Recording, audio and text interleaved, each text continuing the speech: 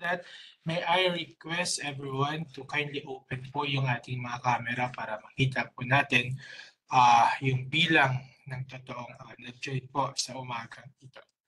If that's okay po, pwede po ba natin buksan yung ating mga camera?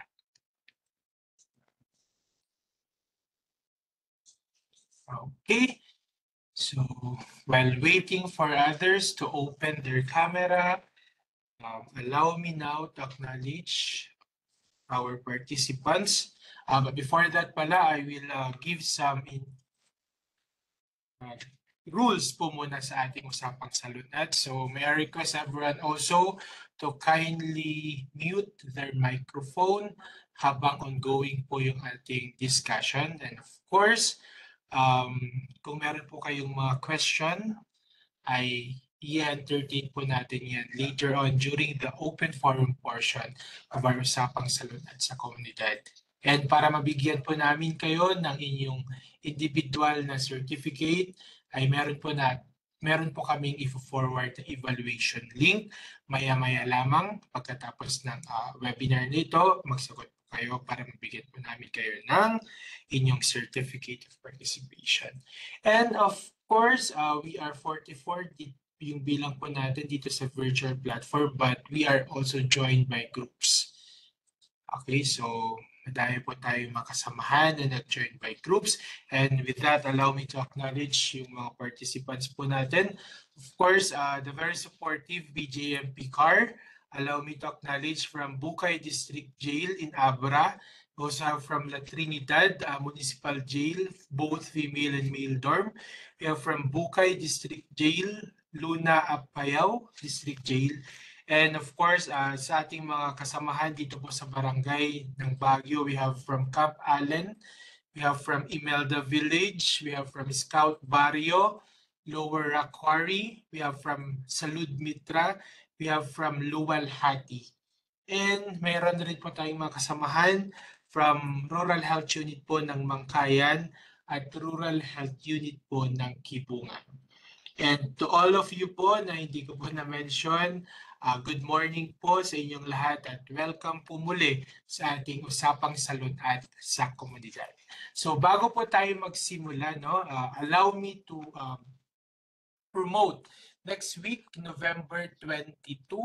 So kung nakikita niyo po yung virtual background ko po, Community Talks dahil next week, November 22, ay ilo-launch po namin ng isa pong platform na kung saan magbibigay po muli kami ng mga tama at akma at wastong impormasyon patungkol naman po ito doon sa ikakapacitate po natin yung ating mga healthcare workers. So iniimbitahan po namin lalong-lalo na po yung ating mga healthcare workers sa susunod na linggo, sa susunod na Wednesday po, that is November 22, isi-share po namin. Kami po yung magiging resource speakers po ninyo na graduate po doon sa course na leadership course for advanced practice in public health nursing, yung mga capstone projects po namin. Yun po yung ating magiging first episode sa Community Talks. Ito po yung virtual background ko. Yan po yung isang platform po ulit, inisyatibo na ila-launch po namin next week. So nandito na po sa ating chat box yung registration link para makasali po sa Community Talks. Ulitin ko po, next week na po yan, November 22. I-share po namin yung mga capstone projects po namin bilang graduate po sa UP Nurse Lead Leadership Course for Advanced Practice in Public Health Nursing. Kaya inaanyayahan po namin lalong-lalo na po yung ating mga healthcare workers. So with that, allow me to give a short introduction before we proceed with our first topic. So lung cancer is the primary cause of cancer-related mortality in the Philippines. Lung Cancer Awareness Month and Chronic Obstructive Pulmonary Disease Awareness are observed every November each year to raise public awareness of the devastating impact of these diseases. Furthermore, under Republic Act 10398, or the act declaring November 25 of every year as the National Consciousness Day for the elimination of violence against women and children, government agencies are mandated to raise awareness on the problem of violence and the elimination of all forms of violence against women and children.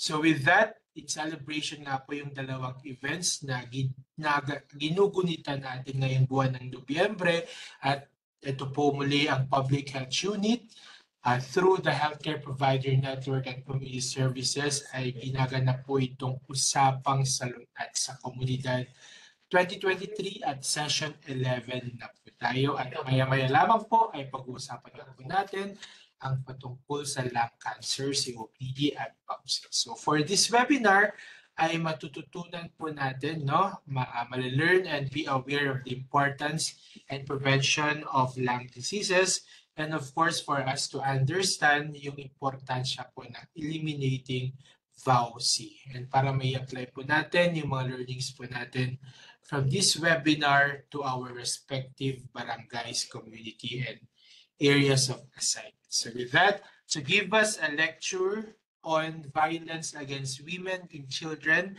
in celebration of National Consciousness Day for the elimination of violence against women and children, I'm now giving the floor to one of our medical officer for of our Women and Child Protection Unit, Dr. Mary Jane Carrido. Good morning po, Doc. Good morning, everybody. Narinig niyo rin po ako? Kasi Yes, kanina Doc. nagka-problema kami with our internet, so okay na ngayon. Loud and clear po. Okay, thank you. Let me share my PowerPoint.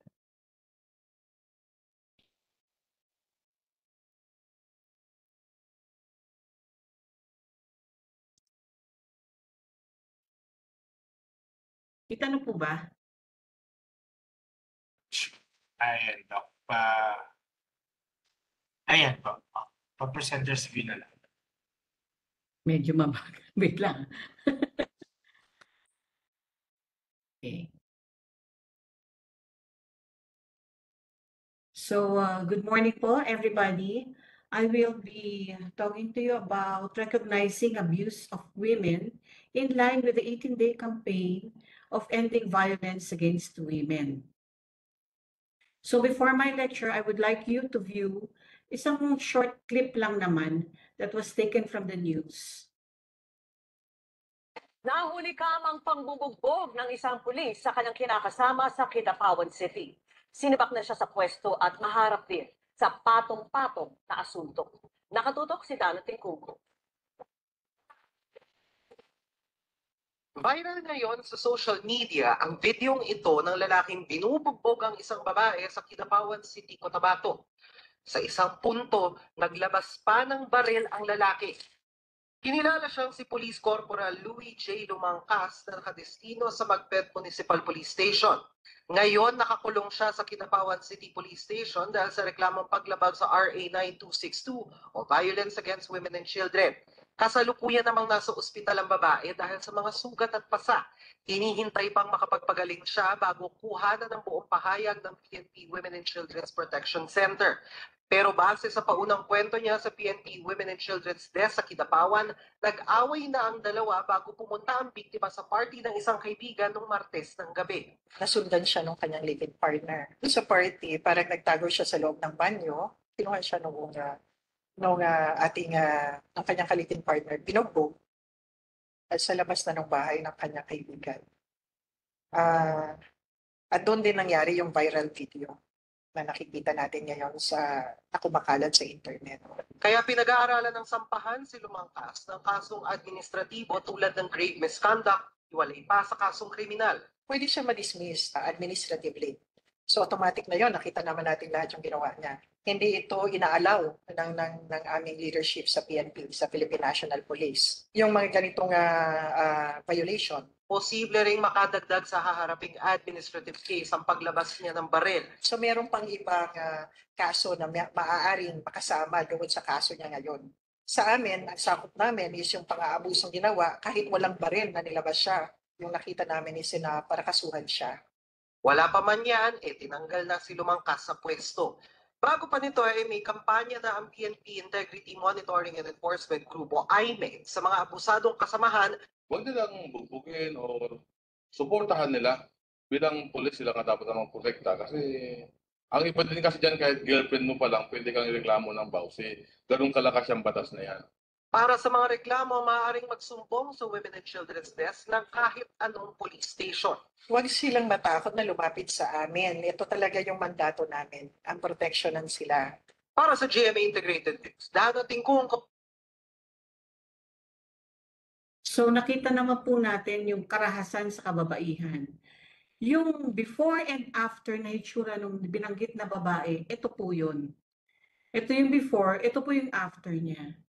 So, it's very important na we have to give respect to women. No? Nakakasira kasi ng dignidad, lalo na kapag ka ito dala ng karahasan.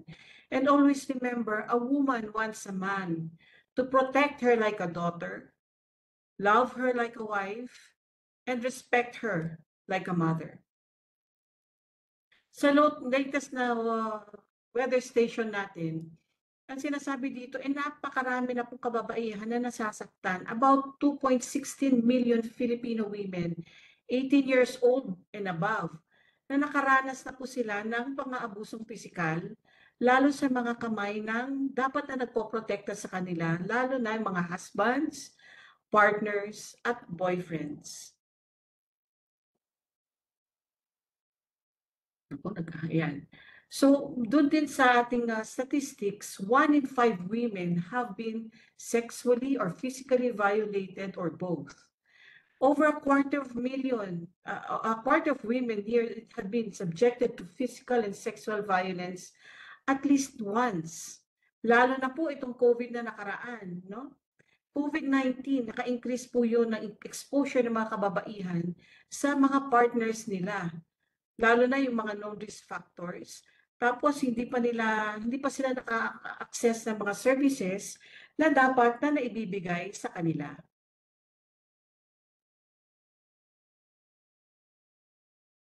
Ano yung mga profiles ng mga kalalakihan na nananakit? Usually, 1 in 10 boys na nakaranas o nakakita ng pang-aabuso sa mga magulang nila, they always end up na sila rin ang nang-aabuso. They become wife beaters. Tapos 10% of men na nakita o sila mismo ang inabuso, sasaktan din at sasaktan nila yung kanilang mga asawa. 71% of male batterers had been abused as children. And 66% had been exposed to domestic abuse between their parents. So napaka-importante po nito sa atin, lalo na sa may mga anak na maliliit pa, na habang nag-aaway kayo ng mag-asawa, medyo maghanap-hanap na lang po kayo ng mas pribadong lugar, mas private place na hindi pinapanood. Tandaan niyo ang mga kabataan, kung ano yung nakikita nila, sa tingin nila, yun ang tama. Lalo na, halimbawa, si nanay, hindi yan nagre-reklamo. Kahit na sinasaktan na siya ng tatay. So, iwas-iwas tayo sa mga ganun. 79.8% had been exposed to some combination of family violence. So, ang family violence na sinasabi natin, hindi lang verbal, pwedeng physical, pwedeng neglect, pwede ring emotional ang dating nito. Oops, sorry. So itong mga kalalakihan na usually nananakit, medyo mababa ang pagtingin nila sa sarili nila. Negative ang kanilang self-image. So kailangan nilang ipakita na malakas sila para somebody will validate them na sila hindi ganun.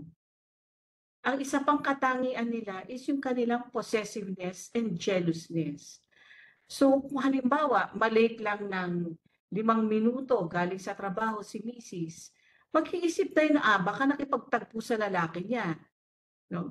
So dapat lahat ng kanyang account sa Facebook, sa Messenger, lahat alam yung password o kaya na-access ni husband.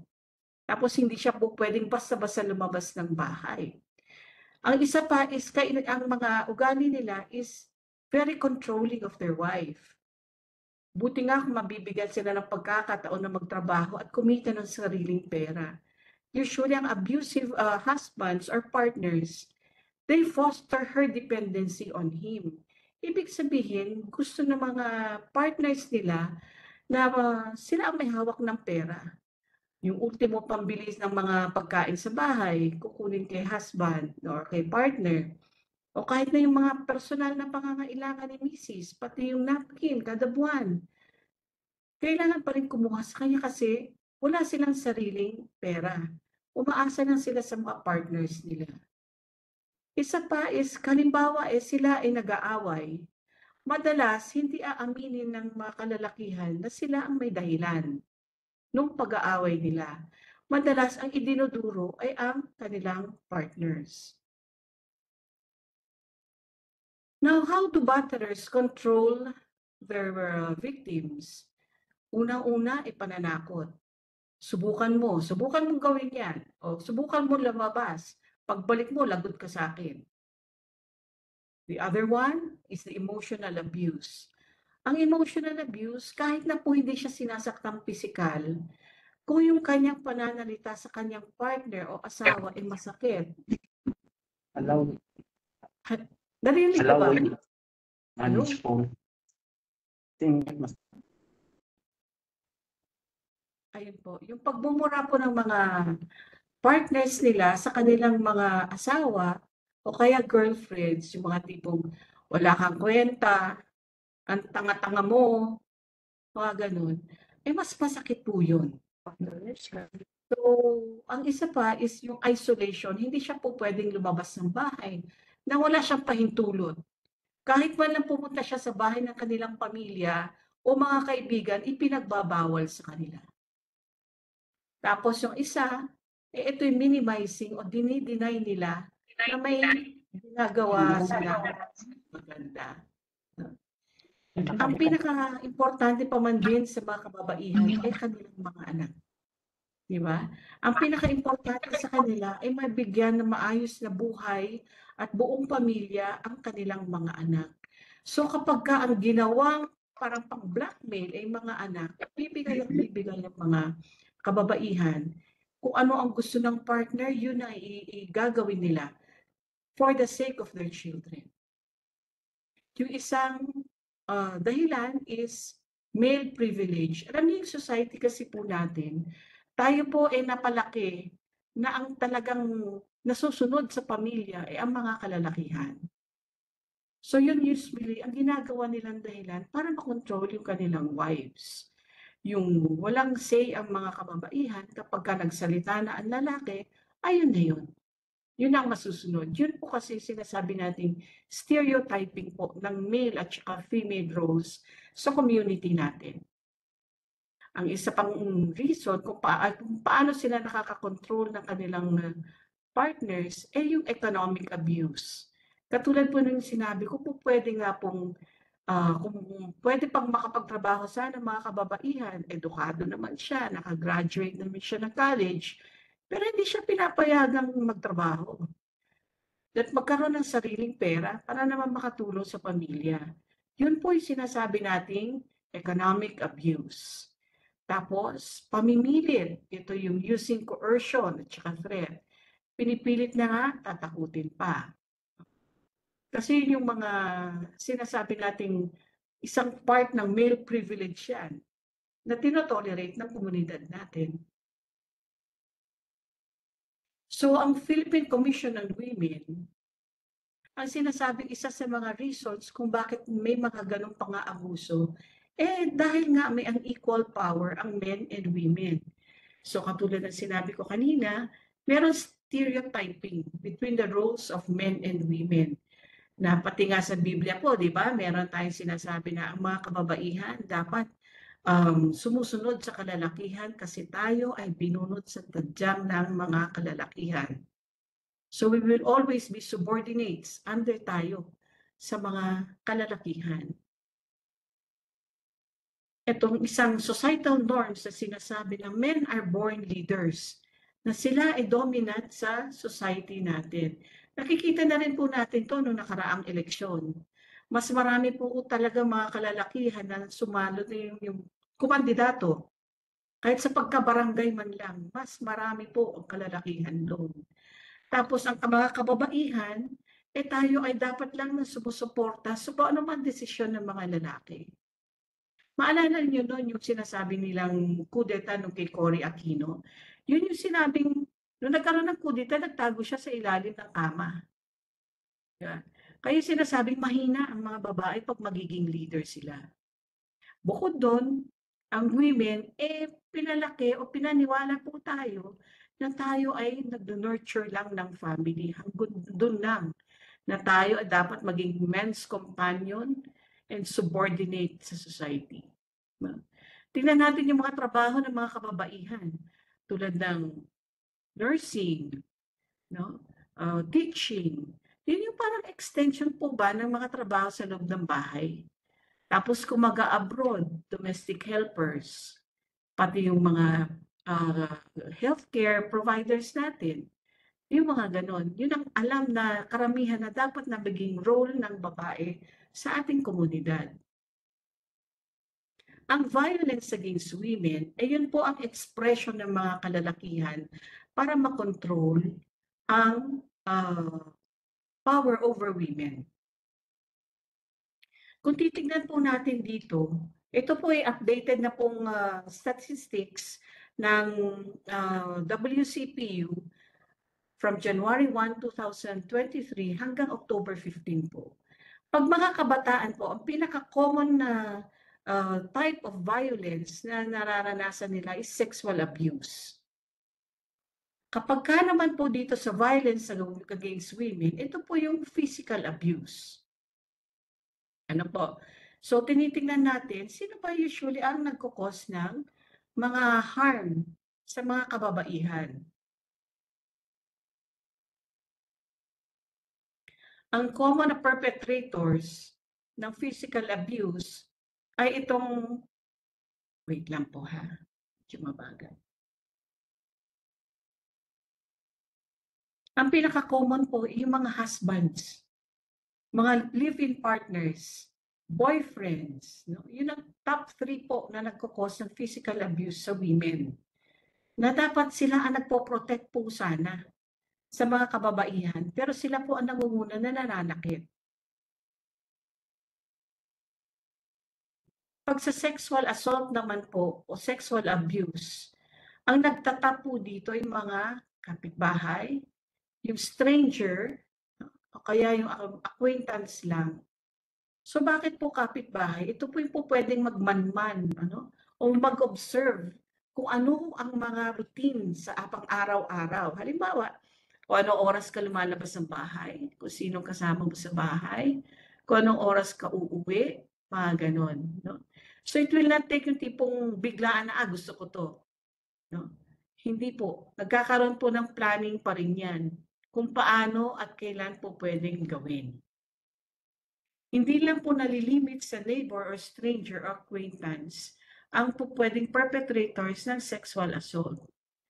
Pero hindi po sila yung mga top. No? O pwede pa rin maging boyfriends, husband, ex-boyfriend, hanggang sa co-employee po yan.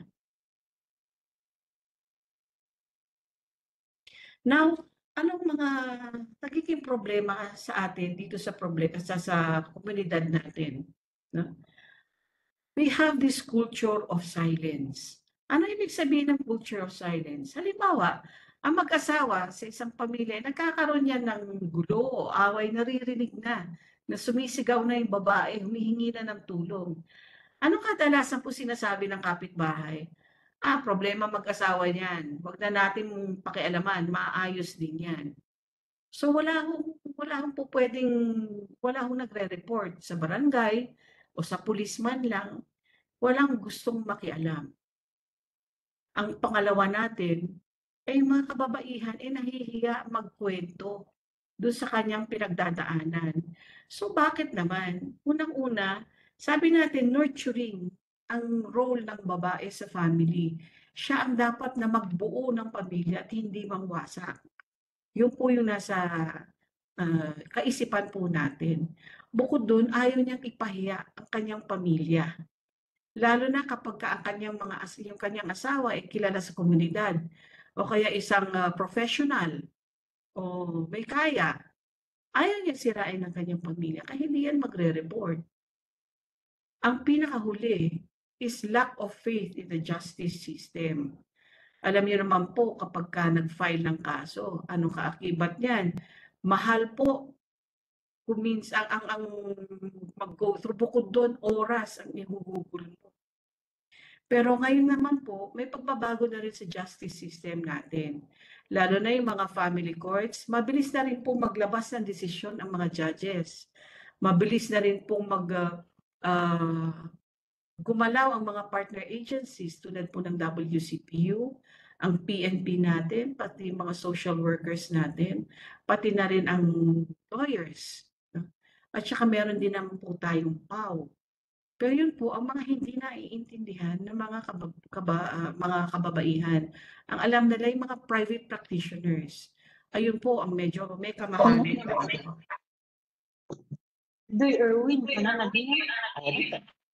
Next are what are the different forms of violence against women. Napag-usapan na po natin yung domestic violence. Pangalawa po is ito yung rape na sinasabi. Ang rape po ay pwede rin po ma-experience yan ng mag-asawa. Halimbawa, pinupwersa niya yung babae na magipagtalik kahit masama ang pakiramdam niya o kaya pagod siya o kaya may kabuuan ng dalaw o may menstruation siya. So, sinasabi nga po sa simbahan, tayo po dapat kung ano yung gusto ng husband, yun ang susundin natin. Pero importante rin po na meron din po tayong mga karapatan bilang mga babae. Pag sinabi natin hindi, sana igalang ng mga kalalakihan yun. Kasi meron pong marital rape na sinasabi. Yung isang klaseng form is incest. Ano po ba yung incest? Ito yung mga kadugo po natin. Kadalasan po, 40 to 50% ng mga nagkukos ng rape is either is very commonly the husband o kapag sa mga bata, pati po yung mga uncles at mga pinsan nila. Next is sexual harassment. Ang sexual harassment, ito po yung kadalasan yung may ascendancy na sinasabi. Yung may boss, may mas nakakaangat sa kanya, tapos nagkaroon sila ng yung parang pananakot, yung kailangan may sexual contact o kaya po pwedeng mahawakan ng dibdib o yung puwet in change for something, no? Po pwedeng promotion sa trabaho or po pwedeng a gift or something, no? Mas importante may ascendancy yan. Next is prostitution. Ang prostitution po medyo lalo na pag sa cybercrime po, tumataas ang prostitution dyan. Hindi naman po ibig sabihin na meron silang mismong sexual contact. Pero through the internet po pwede pong mangyari yon and they earn in dollars. May mga iba pa mo, may house sa gitna ng talahiban pero ang lakas ng internet nila. Tignan nyo sa loob, puro mga babae ang nandun. Kinakalakal nila yon. So ang tinatanggap nila, they earn in dollars. Kung minsan pati husbands or boyfriends, pwede nilang gawin yun sa kanilang partners. Now, let's go to trafficking. Ano po ba ang trafficking? Anong difference sa prostitution? So ang trafficking po, pag yung babae, inilipat mo sa isang lugar at doon mo siya ikinalakal o ibinugaw sa mga ibang lalaki at kumita ka, yun po ang trafficking. Inilipat mo sa isang lugar papunta sa kabila. Another form po of violence is the sexting or video voyeurism.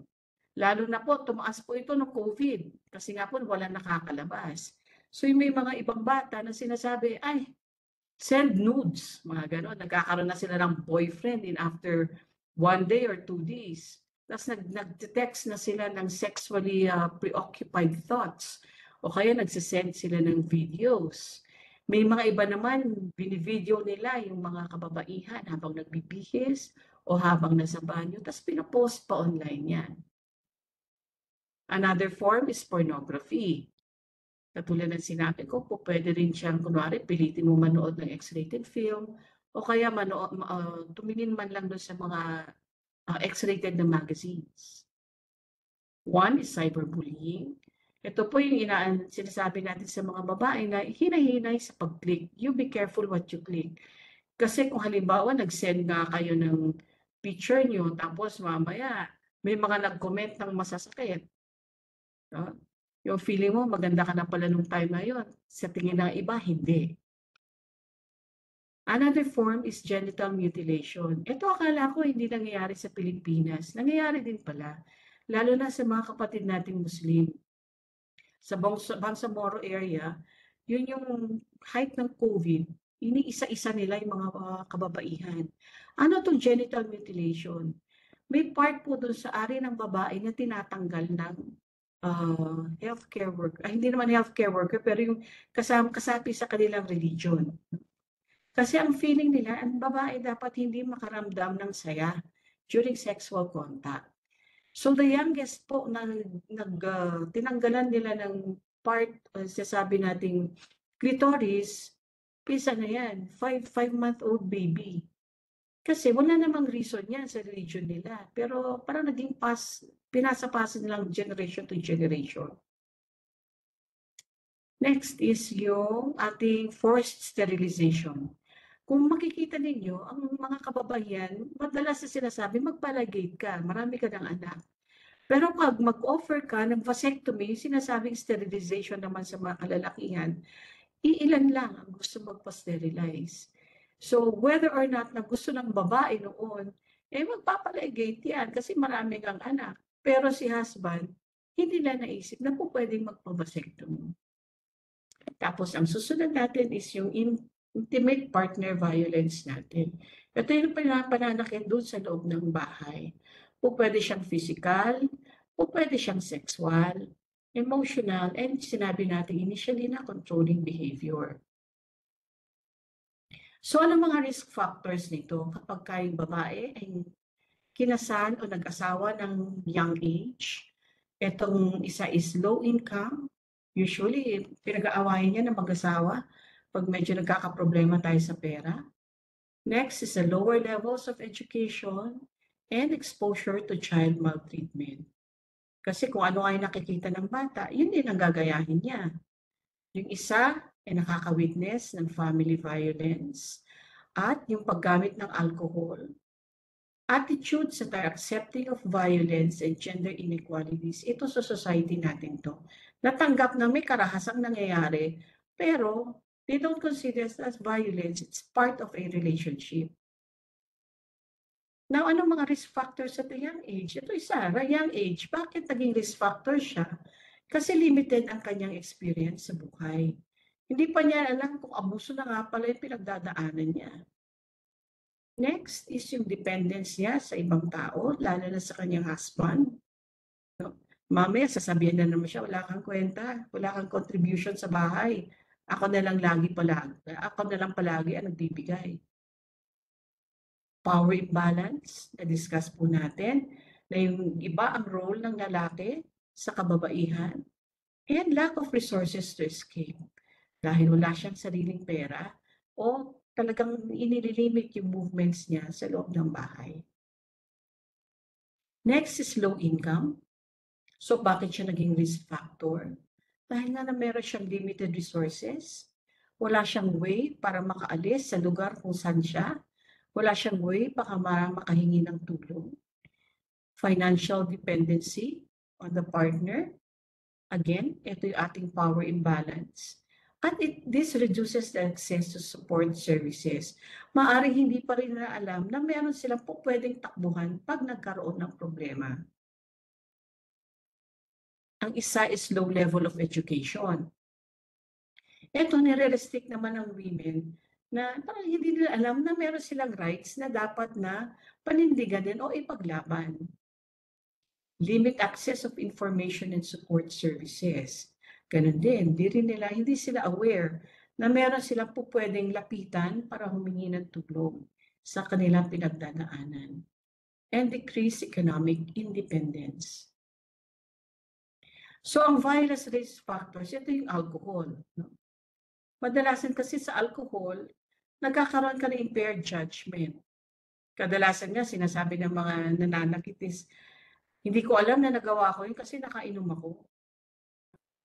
Tapos, this decreases inhibitions. Kahit na alam nila na nakakasakit na sila, nagagawa pa rin nila yun.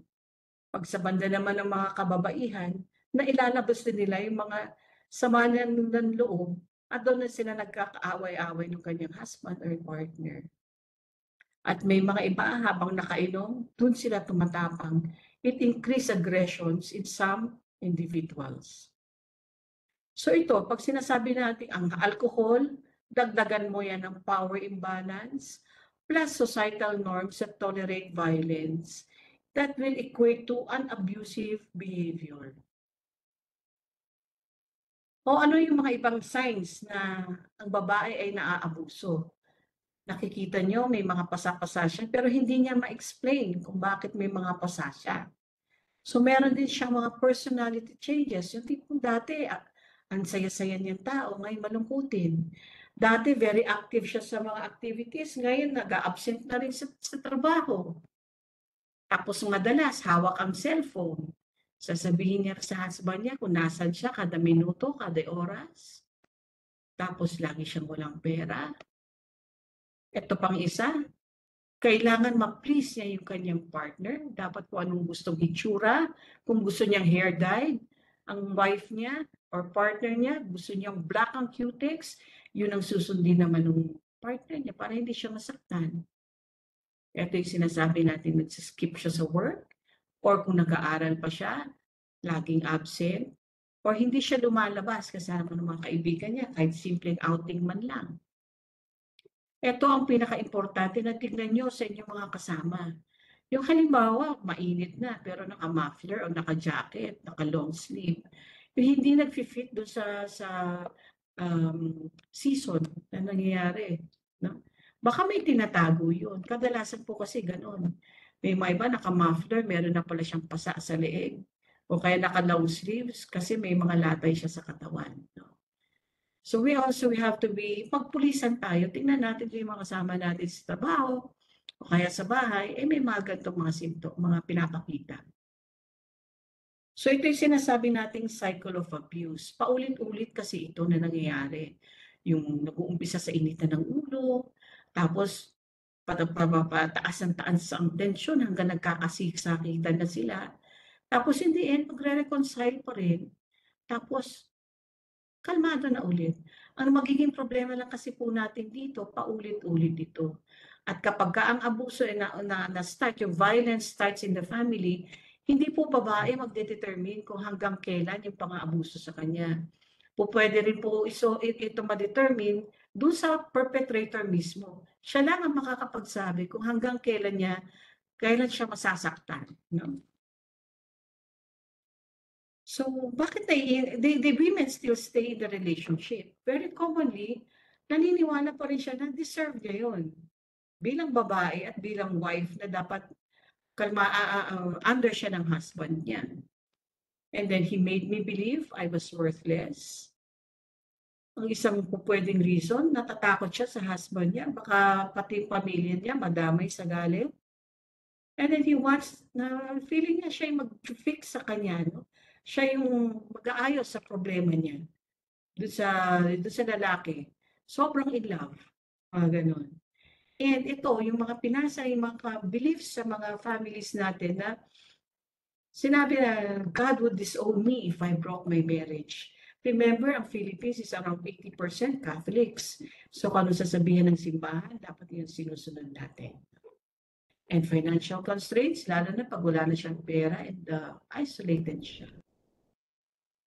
Ito yung mga ibang reasons bakit nagsistay sila sa isang broken family, sa isang dysfunctional. Kasi ayaw niya magkaroon ng broken family. Baka naman magbabago talaga siya. No? Tapos, ang pinaka-importante, for the sake of the children.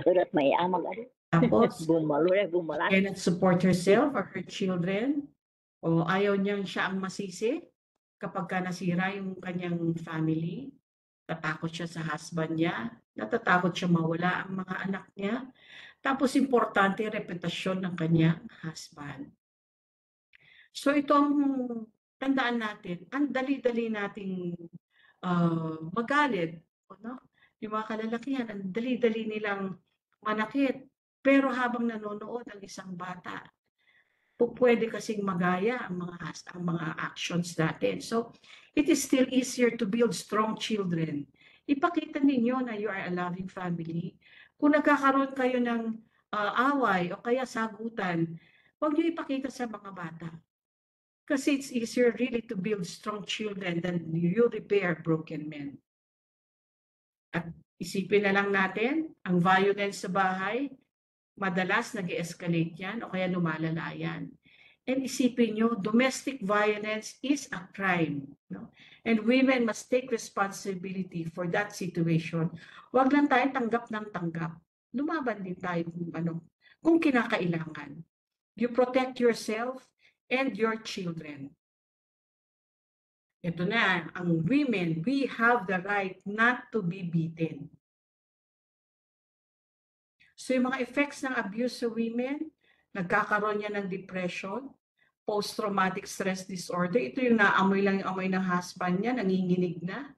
At kuminsan, ang ending niya, nagkakaroon na rin siya ng bisyo. Pwede na rin siya uminom ng alak, manigarilyo, mga ganon, no? Mga mental health conditions din, ang isa sa tinitignan natin. Nagkakaroon ng mga kababaihan ng low self-esteem, wala na siyang tiwala sa iba, o madalas naaalala niya yung pananakit sa kanya, nagkakaroon siya ng problema, eating and sleeping disorders, and emotional detachments.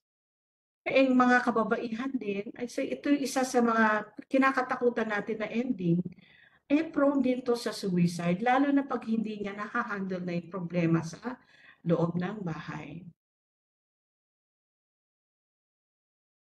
So ito, we remember that a man cannot ask for protection order for himself.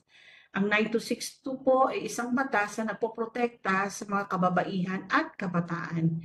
Pero po pwede naman siyang humingi ng protection for 9262 para sa kanyang anak kung halimbawa baliktad naman ang situation.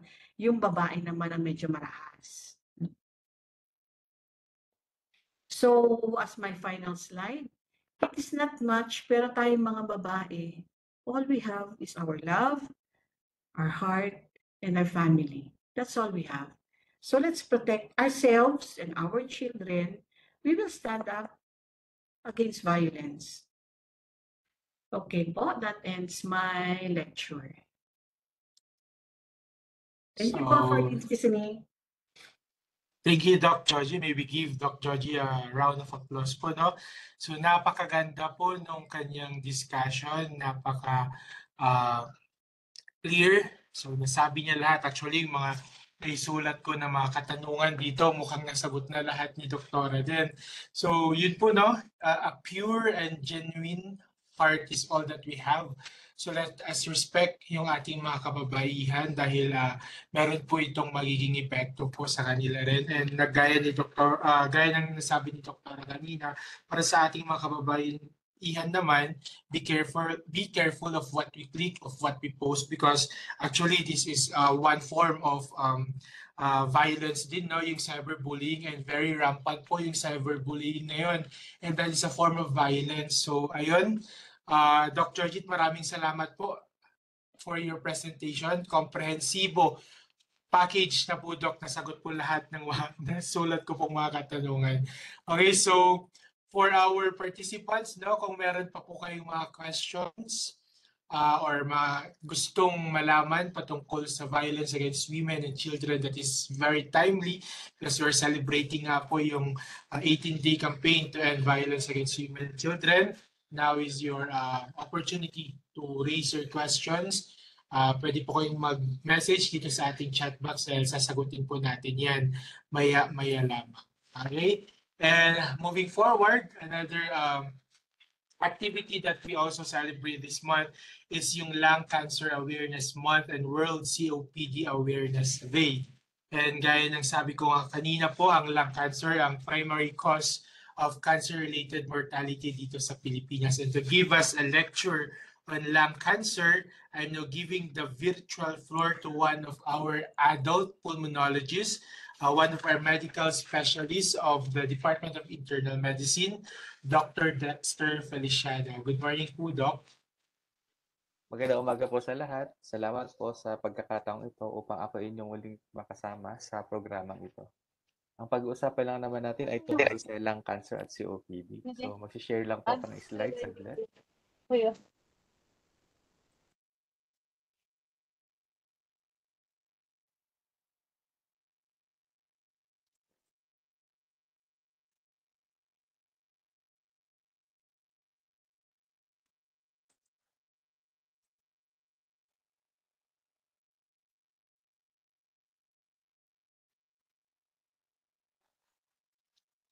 Magandang umaga po. Nakikita po ba yung aking slides?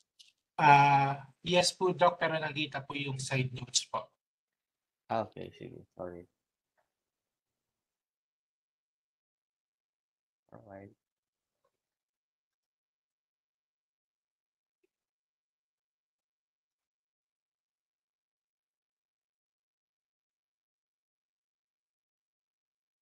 Sorry, sir. Medyo ano. Yan, sir. Okay na? Ayan po, okay na po, Doc. Okay. Sige. So, magandang umaga po sa ating lahat muli. Ako po si Dr. Feliciano at ako ay nagagalak at ako inyong nakasama sa oras na ito at sa panayam na ito tungkol sa COPD at lung cancer na ating sineselebrate tuwing November. Sige, simulan natin. Ayon sa GATS or Global Adult Tobacco Surveys sa Pilipinas noong 2021, halos 17.4% ng mga adults sa Pilipinas ay gumagamit ng sigarilyo o kaya ay kasalukuyang naninigarilyo. Halos ito ay 20% ng lahat ng adult na sa Pilipinas na abot sa 68.43 million. So 13.5 million sa mga adults sa Pilipinas ay gumagamit ng sigarilyo or naninigarilyo.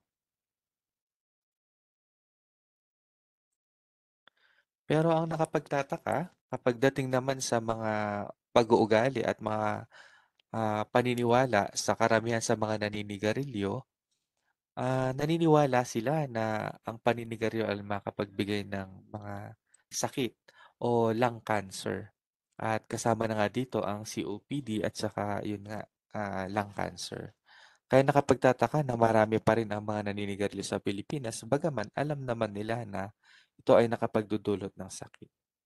So unahin na natin ang COPD. Ano nga ba ang COPD? Ito yung tinatawag na Chronic Obstructive Pulmonary Disease. Chronic kasi matagalan at hindi bigla ang nakukuha. Dahan-dahang nanisira ang ating baga. Obstructive kasi bumabara o sumisikip ang mga daanan ng hangin sa baga. Pulmonary kasi yun nga may kinalalaman sa baga. At disease ito ay ang tinatawag nating karamdaman. So may dalawang klase ng COPD na kasama dito. Ito ang chronic bronchitis at ang emphysema. Sa emphysema, nasisira yung mga pinakadulong bahagi ng daanan ng hangin. Ito yung tinatawag nating alveoli or air sacs. Hindi nakakapasok ang oxygen sa dugo at hindi rin nakapaglabas ng maayos ang baga natin ng carbon dioxide. Ito yung tinatawag nating waste product natin sa paghinga. Sa chronic bronchitis naman, sumisikip ang mga daanan ng hangin dahil sa ito ay namamaga at nagkakaroon ng maraming plema. Kaya kapag lalong mas marami ang plema, mas mahirap huminga kasi mas mahirap pumasok ang hangin at mas mahirap ding ilabas ang mga carbon dioxide na ating nagagawa sa loob ng ating baga. So, ano ba mga simptomas ng COPD? Ang mga simptomas ng COPD ay yung ubo, plema, may huni sa paghinga at karamihan sa kanila ay hinihingal. Kaya paano naman nalalaman ng doktor kung ikaw ay may COPD? Kapag ikaw ay nagpakonsulta kasama ng mga simptomas na ito, karaniwan ang doktor ninyo ay maaaring magpa-request ng chest x-ray o kaya ay yung arterial blood gas para malaman kung gaano kataas ang level ng oxygen at carbon dioxide natin sa ating dugo. Meron din tayong tinatawag na pulmonary function test. Kasi doon nakikita kung nagkakaroon nga ba ng problema sa paglabas ng hangin o sa paghigop natin ng oxygen. Kaya nakikita yun sa tinatawag natin pulmonary function test. Karaniwan, kayo ay pinapahigop ng malalim at pinapabuga ng mabilis sa isang mouthpiece na ito ay nakakonektado sa computer upang ma-analyze ng maayos kung gaano kalakas ang ating baga. Ah, meron din tayong tinatawag na exercise stress test kung saan maaring kayo ay palakarin sa isang treadmill o kaya ay paggamitan ng isang parang bisikleta. Pero ito ay mga nakakabit sa mga aparato upang ma-determine kung gaano din kalakas ang inyong puso at ang inyong baga. So, saan nga ba nakukuha ang COPD? Ang COPD ay nade-develop sa katagalan o sa dahil sa paninigarilyo. Ito ay maaari ring dahilan sa polusyon sa hangin o kaya or usok o lason ng hangin galing sa mga pabrika o kaya sa pagluluto sa kalan na gumagamit ng mga kahoy. So, nung unang panahon, hindi naman natin gaanong alam kung ano nga ba ang COPD, kaya't sa kamalaunan at sa katagalan ng pagsusuri at pag-aaral, nalaman natin na ito pala yung mga dahilan ng mga dahilan upang makakuha ng COPD. Ang tanong is, nakakahawa ba ang COPD? Hindi ito nakakahawa. Ang sakit na COPD ay hindi nagmumula sa infection kaya hindi siya nakakahawa. Sa katunayan, mahina ang resistensya ng mga taong may COPD kaya mas mabilis silang magkaroon ng sakit gaya ng pneumonia. So, maaari bang maapektuhan ng COPD ang iyong puso? Oo, kung kulang ng oxygen sa baga, tuloy-tuloy ang pagpapump ng puso tuloy-tuloy yung puso sa pagpump ng dugo, pero minsan mas mabilis upang itulak ang dugo sa iba't ibang parte ng katawan. Kung matagal naman itong nangyari, maaaring bumigay ang kanang bahagi ng puso. Ito yung tinatawag nating cor pulmonale kapag nagkakaroon na rin ng hypertension sa baga. Kaya minsan nagkakaroon din ng manas yung mga pasyente nating may COPD kasi hindi na nakapag-circulate ng maayos yung dugo sa buong katawan natin. Ayun, kung tatanungin ninyo ang mga pasyente bang may COPD ay gagaling pa ba? Sa totoo lang, wala talagang permanente na gamot para sa COPD kasi patuloy ang pagkasira ng baga natin. Ito ay tinatawag natin na chronic continuous disease. Kumbaga parang tuloy-tuloy siyang nasisira. Pero sa totoo lang, nakokontrol lang natin yung ating mga simptomas at mapabagal yung pagkasira ng ating baga. May mga gamot na tinatawag nating na bronchodilators upang makapagbigay ng ginhawa sa mga pasyente nating may COPD para hindi siya masyadong sumikip yung mga daluyan ng hangin at mas maayos ang kanilang paghinga. Minsan, o ang mga pasyente naman natin ay may mga infection o gaya ng mga pneumonia, mainam din na meron silang mga antibiotics para mapagaling natin sila kasi kapag ang isang COPD patient ay may infection, mas lumalala kasi yung inflammatory or yung pamamaga ng mga bahagi ng baga natin. Kaya mainam na mabigyan sila ng antibiotics. Kara, kara, sorry. Kalimitan, ang mga pasyente na nagkakaroon ng atake ng COPD, binibigyan sila ng steroids upang kahit paano ay mapadali ang pagbaba ng inflammatory process or pamamaga ng baga. Pero ang lahat ng mga steroids kasi, may mga side effects din kasi ito sa katawan natin. Kaya hindi siya pangmatagalang ibinibigay. Ano? Karaniwan din sa mga pasyente natin dahil kapos sa oxygen sa baga, binibigyan sila ng supplement na oxygen. Karamihan sa kanila ay dapat nakababad talaga sa oxygen. Parang 15 hours a day ang requirement para mas maayos yung kanilang paghinga. Mas mainam din kung ang mga pasyente natin ay may mga maayos na immunisasyon para sa mga pneumonia, sa mga influenza, mga ganun. Kaya laging chine-check yung kanilang mga immunization status para at least kahit paano makaiwas sila sa mga iba't ibang klaseng infection tungkol sa baga. Meron din tayong tinatawag na lung volume reduction surgery or LVRS na tinatawag. Isa ito sa mga rekomendasyon ng GOLD or isang guidelines tungkol sa mga COPD. Pero hindi lahat ng mga COPD patient ay maaaring mag-undergo ng surgery kasi meron lang itong mga iba't ibang criteria kung saan kapag ikaw ay pumasa, maaari kang mag-undergo ng lung volume reduction surgery. Pero sa panahong ito, marami na ring paraan talaga upang yung mga ibang parte ng o ibang parte ng baga ay maaaring maalis o i-collapse na lang para at least yung mga normal na bahagi ng baga ay lumaki at mas maayos yung paghinga ng ating mga pasyente. Okay? Ngayon, so nalaman na natin yung tungkol sa mga COPD. Dako naman tayo sa mas nakakatakot na isang ah, maaring maakuha ng isang pasyenteng naninigarilyo. Ito nga yung tinatawag nating lung cancer or mga bukol sa baga. Yung lung cancer, ito yung isa sa mga karaniwang klase ng cancer na kadalasan konektado sa pagkakaroon ng bukol sa baga. Minsan yung mga pasyente natin na naninigarilyo o may mga kapamilya na naninigarilyo, ah, kung halimbawa annual physical exam lang, no? Doon lang nila minsan nakikita na may bukol pala sa kanilang X-ray. Kaya minsan nakakatakot din na bigla na lang may makikita sa iyong X-ray. Kaya kalamitan nito ay kailangan talagang ipatingin sa mga doktor. Dito sa datos na ito, nung panahong 2020, nilabas yung bagong mga kaso ng cancer sa Pilipinas at nakikita nga dito na pangalawa ang lung cancer sa mga klase ng ah, mga cancer na marami sa Pilipinas. At ito nga ang nangungunang klase ng cancer sa mga kalalakihan at pang-apat naman sa mga kababaihan na klase ng cancer. At pagdating sa mga rason kung bakit sa mga iba't ibang klase ng cancer, kung karamihan sa mga namamatay, ang pinakamataas na klase ng cancer kung saan itong pinakadahilan ng pagkamatay ay yung tinatawag nating lung cancer. Sunod na lang yung liver cancer, breast cancer, colon at mga sakit sa dugo gaya ng leukemia.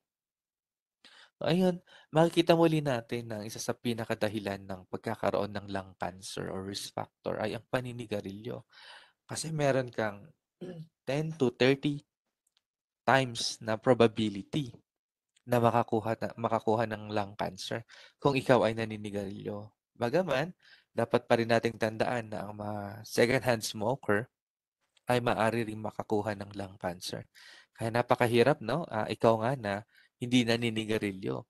Pero ikaw ay laging exposed sa mga sigarilyo ng mga kasamahan mo sa trabaho o kung saan mga lugar na saan ka laging na-expose, may risk ka rin na makakuha ng cancer.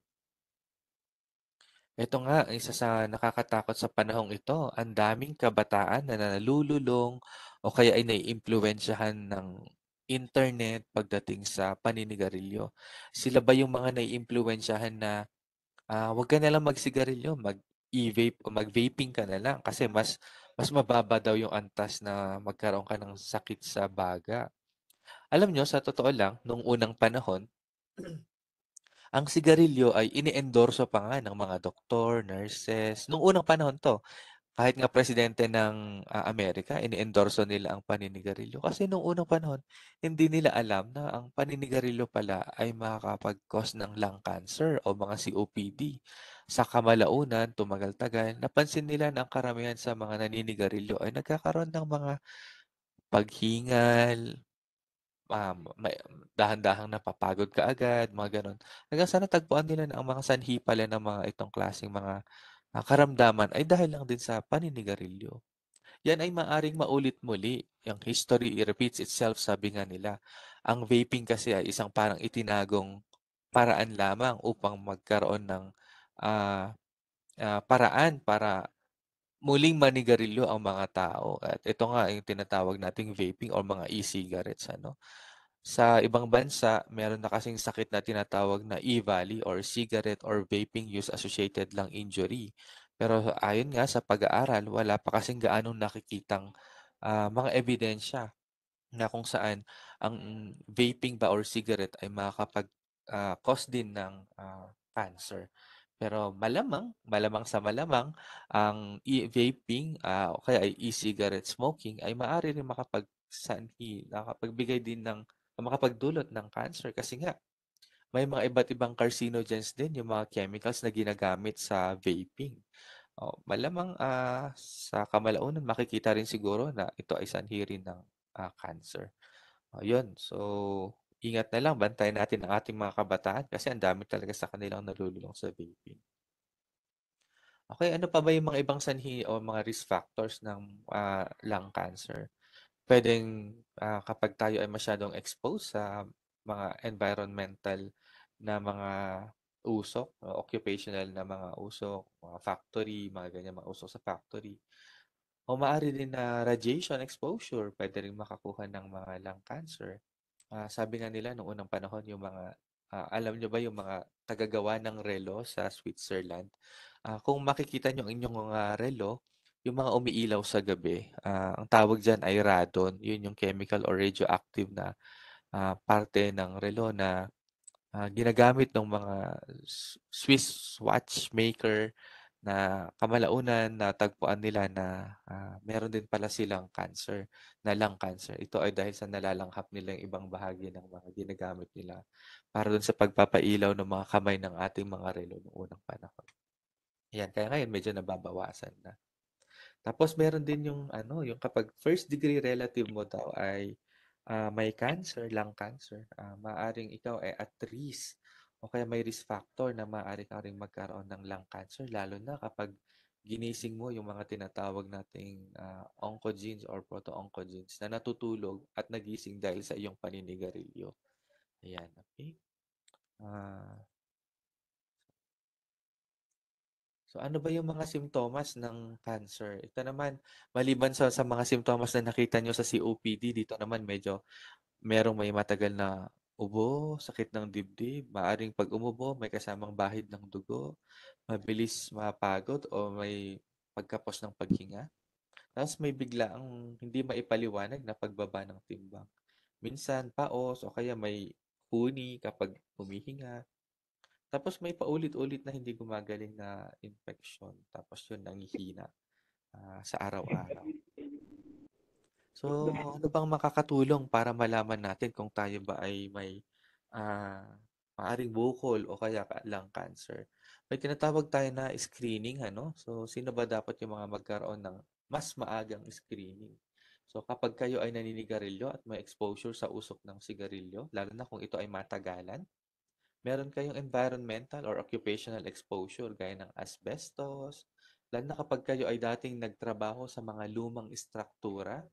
Halimbawa, yung mga shipyard, gumagawa kayo ng mga, kasama kayo sa mga gumagawa ng mga ships o kaya yung mga vapor, bangka noong unang panahon, lalo na sa mga exposure sa mga Olongapo City, nung may Clark Air Base pa, ganyan. Kasi yung mga ibang gamit nila doon noon daw, ang sabi nila, ayon naman sa pag-aaral, totoo nga na meron silang asbestos. Kasi kapag nalalanghap mo yung fiber ng asbestos, maaari talagang magkaroon ng lung cancer. O kaya yun, yung radon, yung mga ginagamit sa mga relo, mga ganyan. O kayo ay may personal na history ng cancer. Kunwari, halimbawa, kayo ay may breast cancer. Maaari rin kasing magkaroon ng lung cancer. Mga ganon. Kasi maaaring kumalat. Mga ganon. Ayun, history ng lung cancer sa pamilya, lalo na kung first degree na may lung cancer, maaaring kayo ay magpa-screen. Sa panahong ito, ang dami na kasing nade-develop na lung screening program, ano? Sa pinakalas na na-attendan ko na convention, ang early screening na edad kung maaring ikaw ay gusto mo na magpa-early lung screening ay edad na 45 years old. Lalo na kung ikaw ay may 10 years smoking history, no?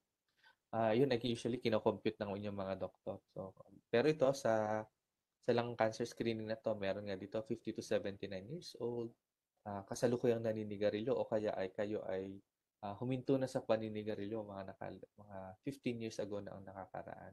O kaya kung kayo ay may significant na smoking history, kumare umabot kayo ng 20 pack year or greater history of smoking. Ayan. So, dapat siguro magpa-early lang screening na kayo. Tapos kapag may family history, first degree relatives na naninigarilyo o kaya hindi rin naninigarilyo pero nagkaroon ng lung cancer. So dapat may early lung screening na rin sa inyo, no? Para at least kahit paano maagapan at magkaroon ng karampatang gamutan tungkol sa lung cancer nito. Kapag early detection, sabi nga nila, it saves lives 90% of the time. So, diagnosis naman tayo kung paano ba nalalaman. So, initial testing, yun nga, X-ray at saka CT scan. Minsan, aksidente lang na nakita na may bukol pala sa baga yun lang, sa parang annual physical exam, ano? Nakita na parang may bukol. Ayun, so nirequestan na magpa-CT scan. Yung iba naman, pinapa-undergo ng PET scan para lang makita kung wala ba itong kalat sa ibang parte ng katawan. Yun, kapag nakita na may bukol at nakita talaga na kailangan magkaroon ng mas magandang diagnosis, usually sinasuggest ng mga doktor na magpa-biopsy. Ano? May mga iba't ibang klase ng biopsy na paraan para makakuha ng sample sa baga. So wag na po kayong matakot. Ano? Ang sabi kasi nila karamihan dito sa mga paniniwala ng mga kababayan natin. Kasi kapag binayopsy daw, kakalat daw. Wag na po kayong maniwala sa mga ganon kasi baka po kasi nagkataon lamang na yung lung cancer na yon ay mabilis or aggressive kaya mabilis siyang lumaki. Kaya hindi po katotohanan yun na kapag binayopsy at ginalaw ay kakalat. Marami na rin po kasi ng very minimal at very minimalistic pagdating sa mga biopsy. May tinatawag na tayong fiber optic bronchoscopy and the bronchial ultrasound kung saan may ipinapasok na instrumento lang sa bibig, papunta sa baga, para mahanap yung bukol at doon kumukuha ng mga maliliit na specimen para sa biopsy. Meron din tayong tinatawag na CT-guided aspiration biopsy. Ano? Yun, hihiga lang kayo, lalagyan ng anesthesia yung parte na tutusukan at nakakakuha na. Meron din tayong tinatawag na surgery, assist surgery, pero ito medyo minsan malaki yung sugat, kaya minsan ayaw din ng mga karamihan. Pero wag po kayo mag-alala. Marami na pong paraan para makakuha ng biopsy na halos wala na pong sugat. Ano? Yun nga kasama yung EBAS, CT-guided aspiration biopsy, may cryobiopsy, at iba't iba pong modalities na meron. Ano? Meron din advanced testing kapag nakakuha na ng sample. Usually, immunohistochemistry ang tawag dyan. May mga iba't ibang tumor markers na ginagawa sa laboratory upang mapabilis at mapangalanan kung ano ang pangalan ng cancer or bukol na meron kayo. So, importante rin na malaman natin yung staging ng lung cancer para at least alam natin kung ano po ba ang nararapat na gamutan para sa inyo. Kung kailangan nyo bang maoperahan ng mas maaga para maalis lang yung parte ng baga na may bukol o kailangan ba nating magpa-chemotherapy? Mga ganun po. So, may mga local treatments gaya ng radiation therapy, pwede po yan. Pwede ring operasyon, lalo na kapag maagang na-detect yung bukol at hindi siya kumakalat sa ibang parte ng katawan. May mga chemotherapy, targeted chemotherapy at immunotherapy na binibigay sa mga klase ng lung cancer. So, ayan. Paano ba tayo makakaiwas sa lung cancer? Pinaka-importante sa lahat, huwag manigarilyo at huwag ma-expose sa mga iba't ibang klase ng mga usok sa environment o kaya sa mga iba't ibang maaring maging sanhi ng lung cancer gaya ng radon exposure at saka mga asbestos. Tapos, gaya nga ng lagi ng sinasabi nila Sir Ryan dito sa panayam na to, laging magkaroon ng mahusay at maayos na lifestyle at diet modification. Huwag nating hayaan tayo ay may sedentary living o kaya lagi lang nakaupo sa araw-araw. Kasi may mga benepisyo po talaga yung magkaroon ng healthy lifestyle. Lalo na kapag tumigil kayo sa paninigarilyo.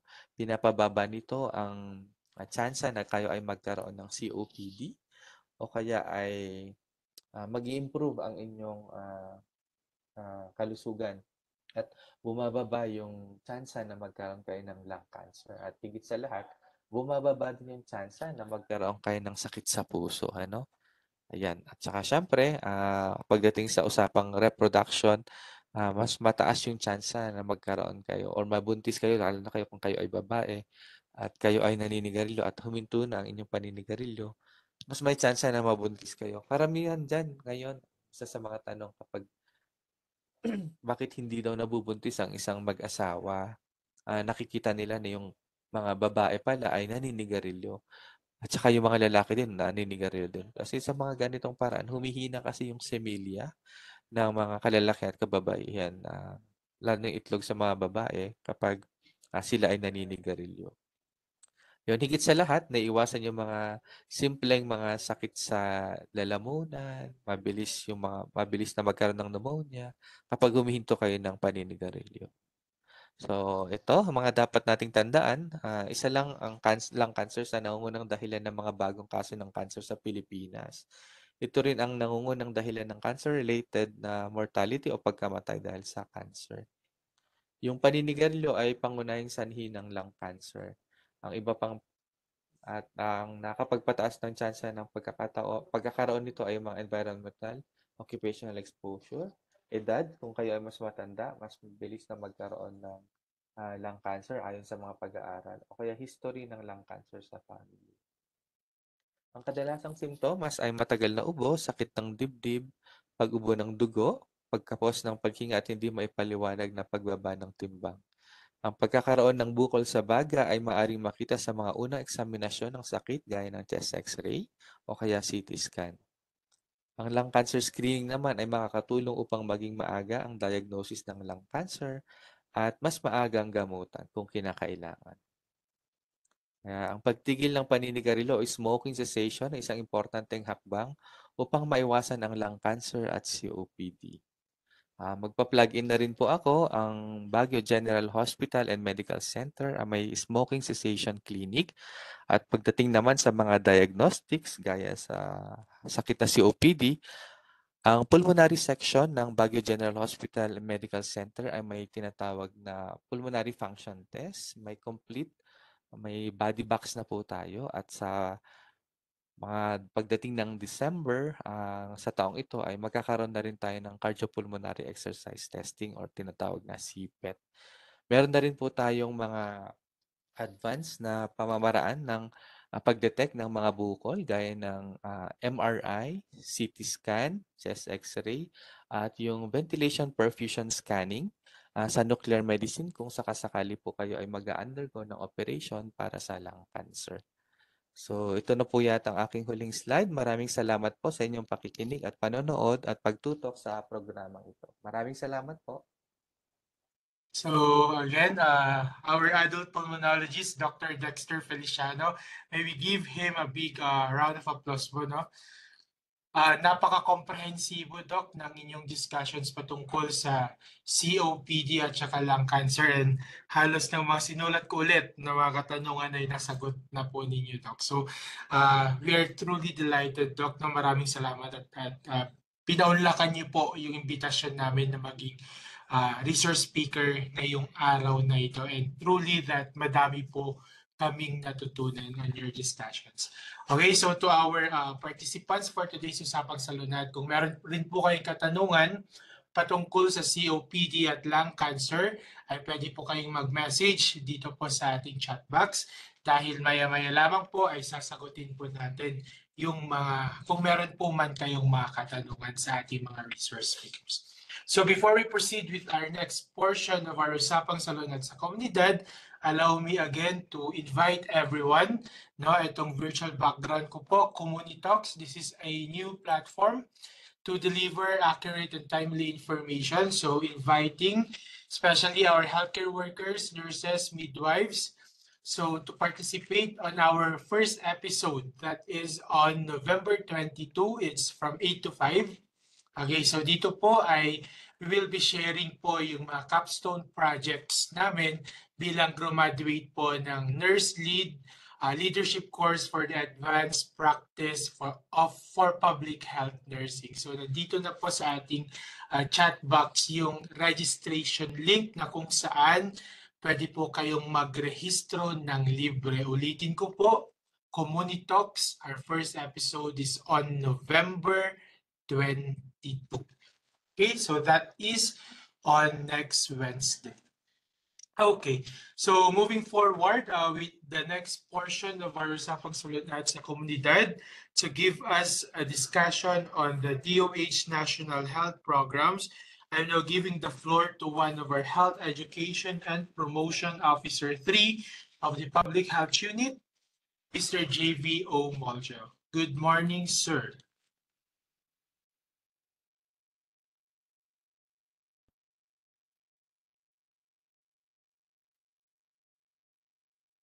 Magandang araw po sa inyong lahat. Narito po ulit ang inyong mga Health Promotion and Education Officers ng BGHMC upang magbahagi ng kaunting kaalaman patungkol sa mga kaganapang pangkalusugan ngayong buwan ng November.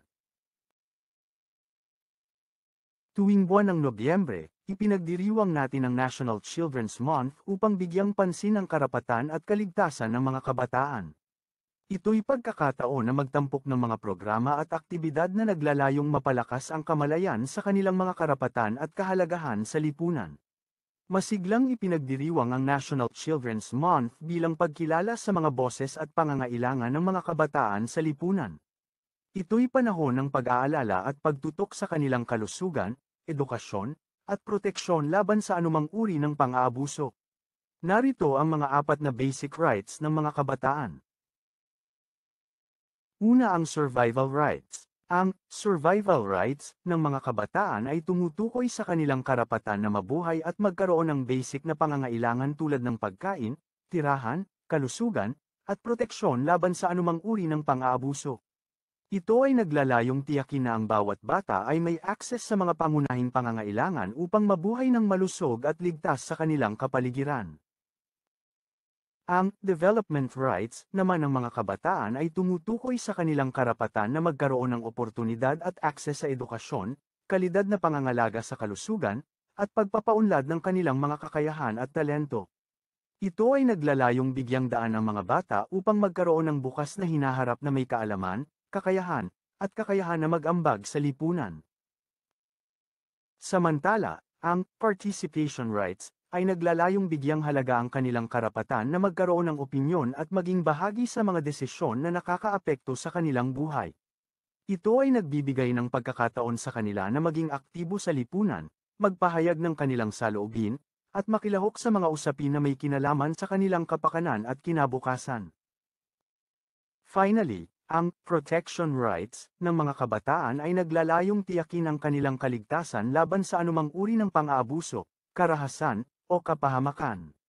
Ito ay nagbibigay ng pangangalaga at seguridad sa mga bata laban sa diskriminasyon, pang-aabuso, at anumang paglabag sa kanilang karapatan bilang mga individual na may karapatan sa proteksyon mula sa lipunan at pamahalaan.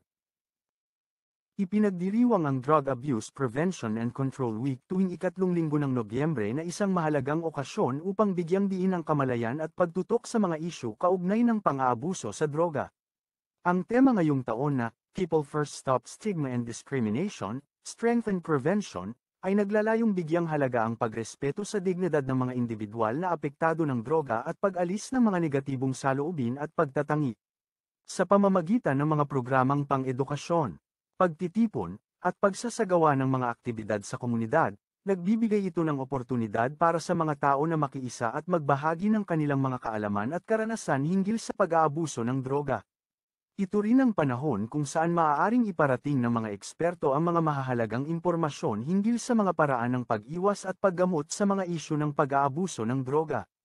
Ang Drug Abuse Prevention and Control Week ay hindi lamang isang pagdiriwang kundi isang mahalagang pagkakataon upang itaguyod ang pangunawa at suporta mula sa lipunan tungo sa pagtugon sa mga hamon ng pag-aabuso sa droga at pagpapalakas ng mga hakbang sa pag-iwas at pagtugon dito. Tuwing November 3, ipinagdiriwang ang One Health Day upang bigyang pansin ang ugnayan ng kalusugan ng tao, hayop, at kalikasan. Sa araw na ito, nagkakaisa ang mga propesyonal sa medisina, veterinaryo, at ecology upang palakasin ang kamalayan sa kahalagahan ng pagtutulungan ng mga sektor para sa pangkalahatang kalusugan.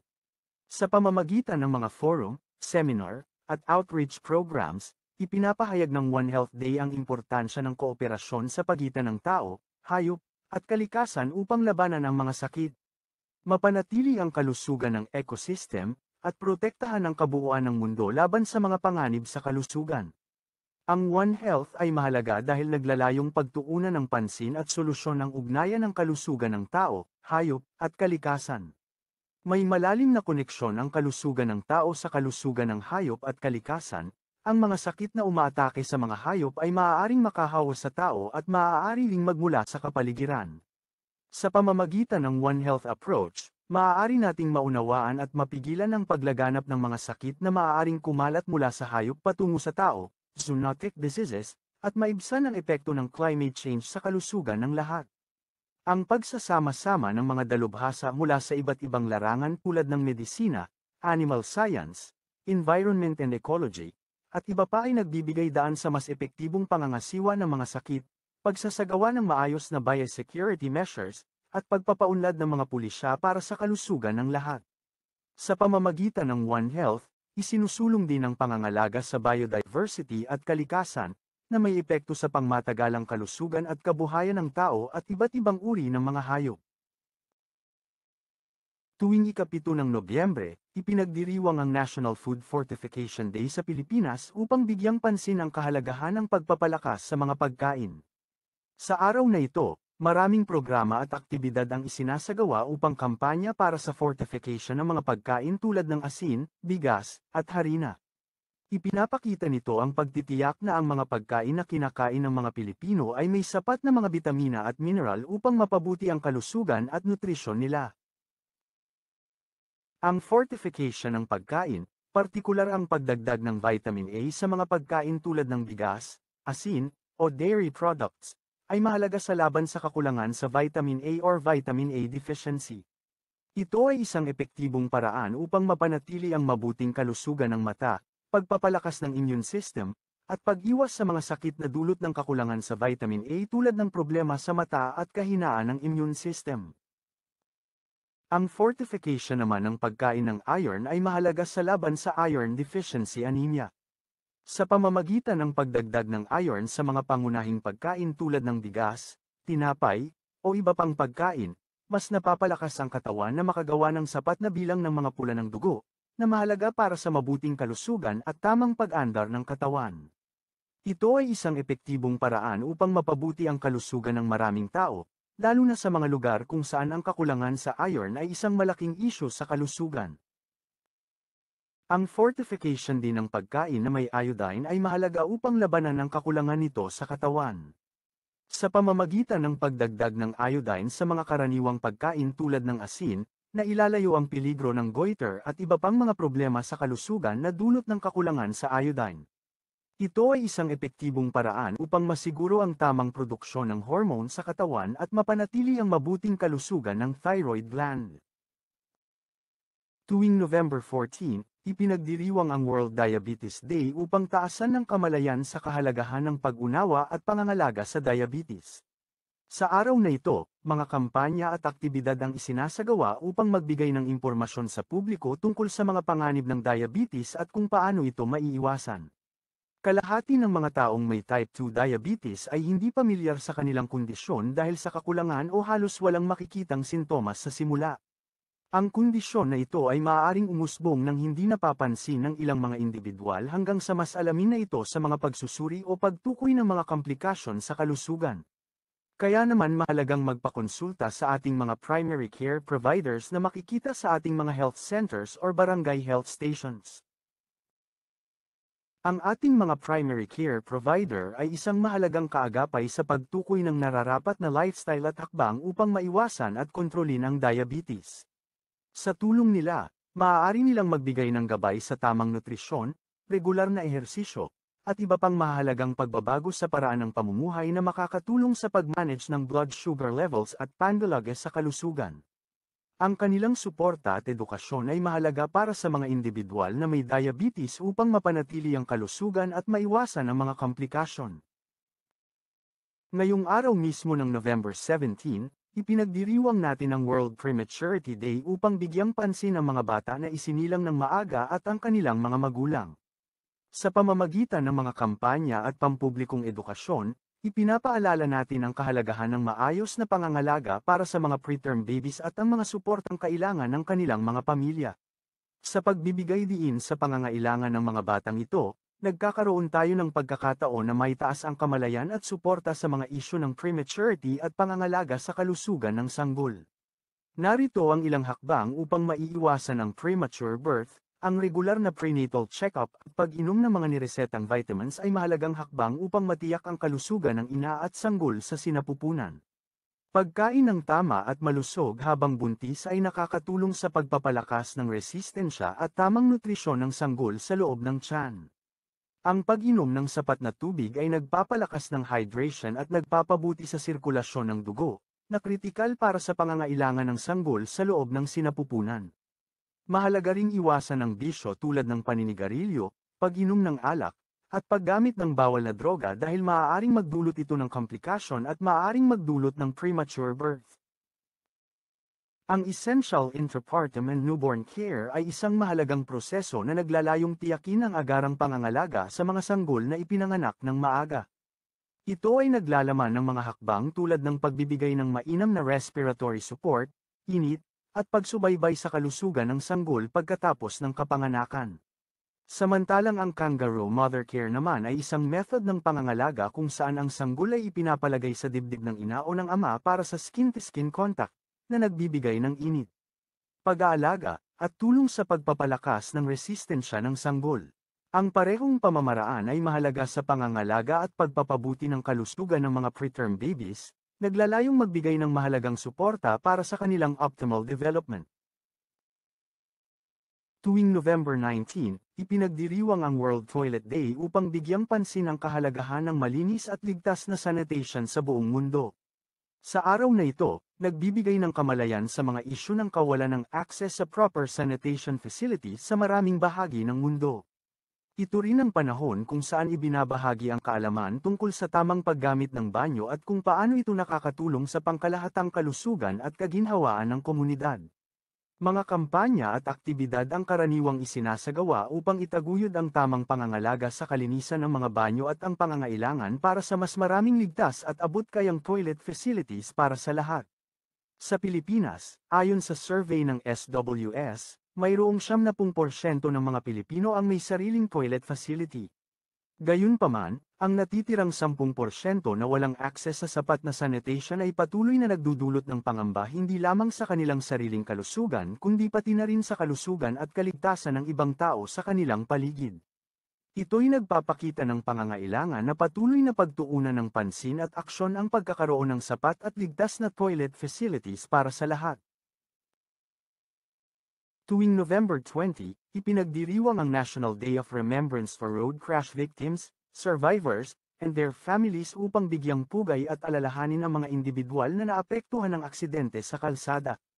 Sa araw na ito, maraming pamilya, kaibigan, at komunidad ang nagtitipon-tipon upang magbahagi ng kanilang mga kwento at alaala tungkol sa mga mahal sa buhay na nasawi o na-trauma sa aksidente. Ito rin ay isang pagkakataon para sa pagpapahalaga sa road safety measures at pagtutulungan upang mapababa ang bilang ng aksidente sa kalsada sa hinaharap.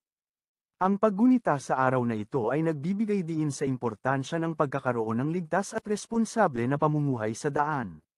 Sa pagsasagawa ng paggunita ng araw na ito, mahalaga ring bigyang diin ang kahalagahan ng pagbibigay daan sa mga emergency vehicle sa kalsada, partikular na sa mga ambulansya na may mga pasyenteng nangangailangan ng agarang tulong medikal. Ang pagbibigay daan sa mga ganitong sasakyang pang-emergency ay naglalayong mapabilis ang kanilang pagtugon sa mga kritikal na sitwasyon at iligtas ng buhay. Ito rin ay bahagi ng pagpapakita ng respeto at pag-aalala sa kaligtasan ng bawat isa sa daan.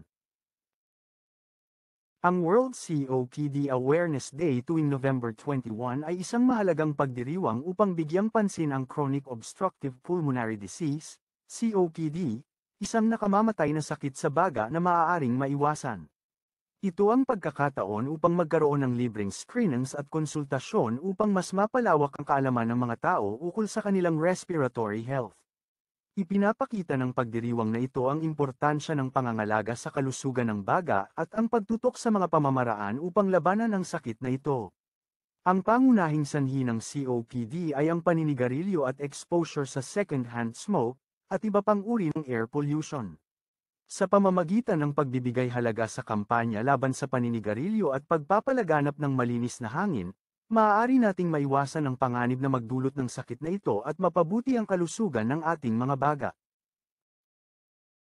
At yan po ang ilan sa mga ipinagdiriwang natin ngayong buwan. Sana po nakatulong kami sa pagbibigay kaalaman sa inyo para maging healthy po tayong lahat at makatulong tayo sa layunin ng ating gobyernong magkaroon ng healthy Pilipinas. Maraming salamat. Magandang araw po sa inyong lahat. Narito po ulit ang inyong mga health promotion. So, ayun nga po, no? Maraming salamat, Sir JV Molcho.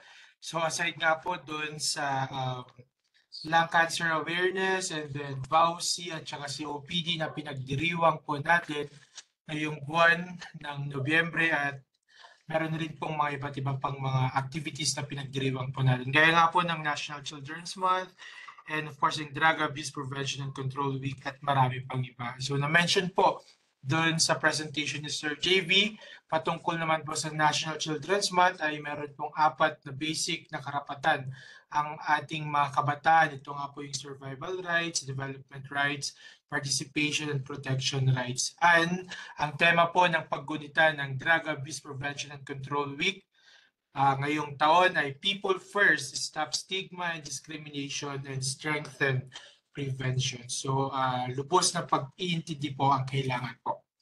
Okay, so moving forward with the next portion and to express our gratitude to our resource speaker, may we present this certificate to our resource speaker for today's Usapang Salut.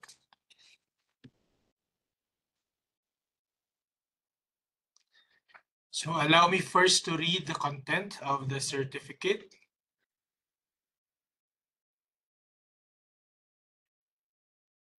Ayan, so while waiting for the cert, ayan.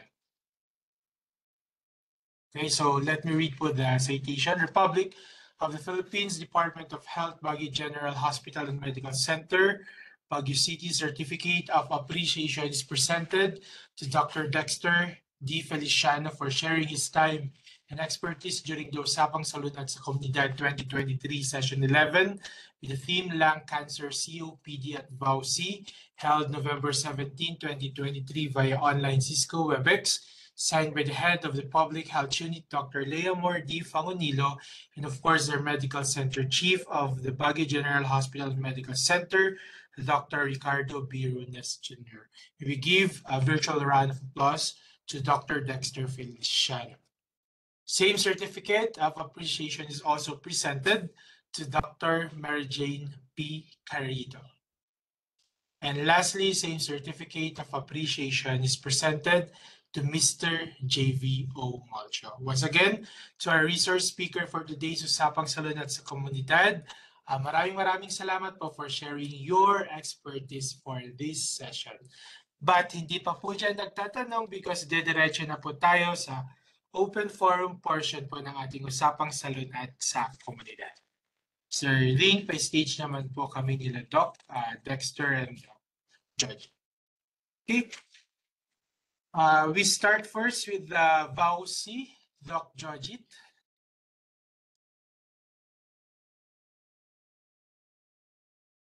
Yes, sir. Ayan, Doc. So, actually, Doc, allow me to mention lamang po yung mga naisulat ko na pre-registered na katanungan na nasagutan nyo na rin naman na po sa inyong presentation po kanina. Katulad po ng, sabi nyo po kanina, bakit po kaya yung mga victims sometimes ay bumabalik pa rin or nagstay pa rin po sila sa mga kanilang abusers. So, na-mention nyo po yan kanina, Doc. And also, as paano kung baliktad naman po yung maging sitwasyon, Doc, paano kung yung mga lalaki naman yung inaabuso ng mga kababaihan?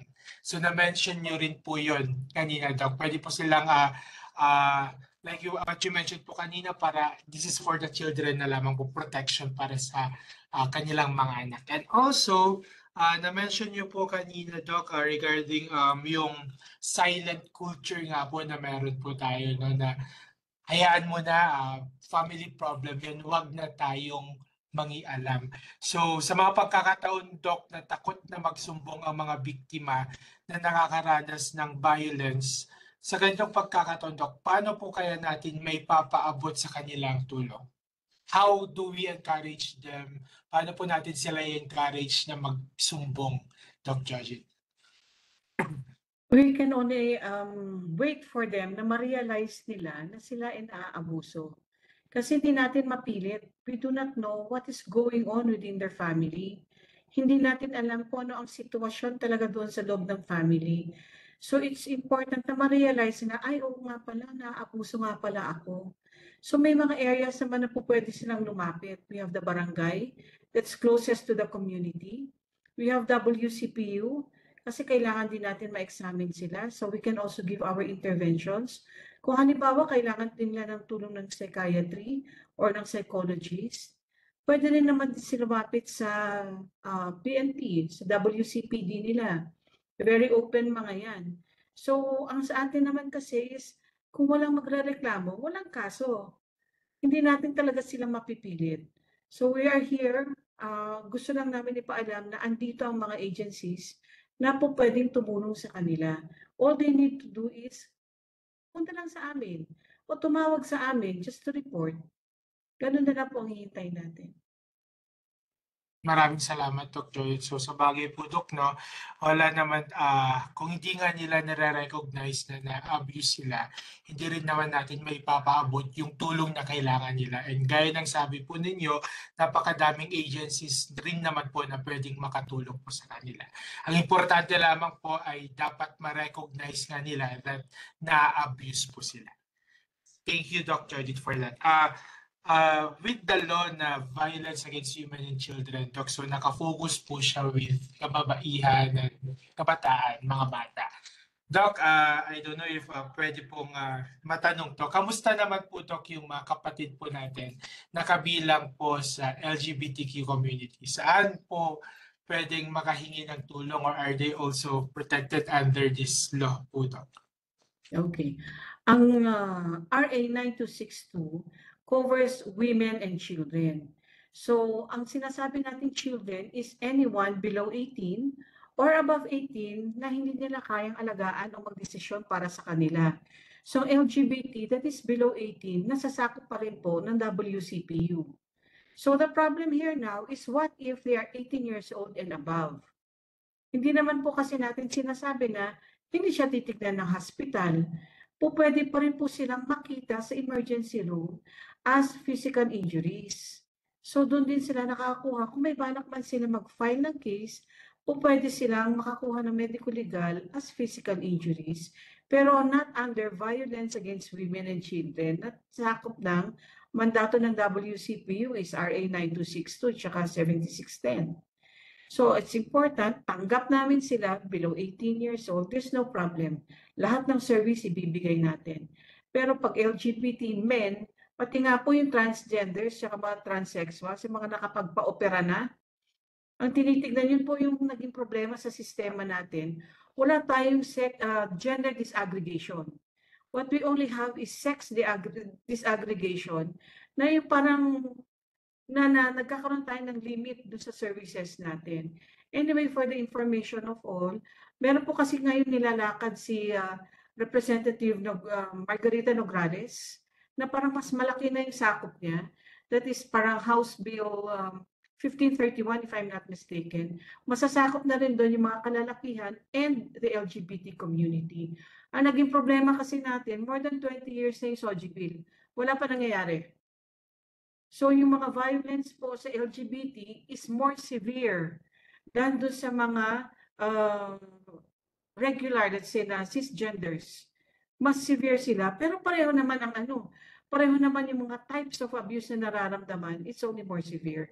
Kaya yun po ang inilalakad ngayon na sana naman may mag-approve na rin doon sa bill ni Congressman Nograles. Ayun, so very nice po, Doc, na yung pag-abot po ng mga serbisyo na nasabi niyo po kanina, Doc, na wala pong gender disaggregation. So titignan pa rin naman po natin sila bilang isang lalaki at isang babae po, Doc. And in terms of the LGBT nga po, Doc, na-mention niyo nga po na kung pasok pa rin naman po sila doon sa 18 years old pababa. So that's under the VAUSI pa rin naman po, Doc, as long as they are 18 years old below. Okay? Bale, below 18 years old po. Yeah, 18 years, yes, below 18 years old. Yes. Okay, Doc. Doc, we have one questions also dito. In cases po, Doc, or scenarios na ang biktima ay babae tapos ang perpetrator is tomboy or part of the LGBTQ community, Doc, sakop po ba ito, Doc, ng batas? Yes, actually, pag ang victim natin, female, tapos ang perpetrator is lesbian, we can file a case of 9262 dun sa lesbian. Siya yung perpetrator.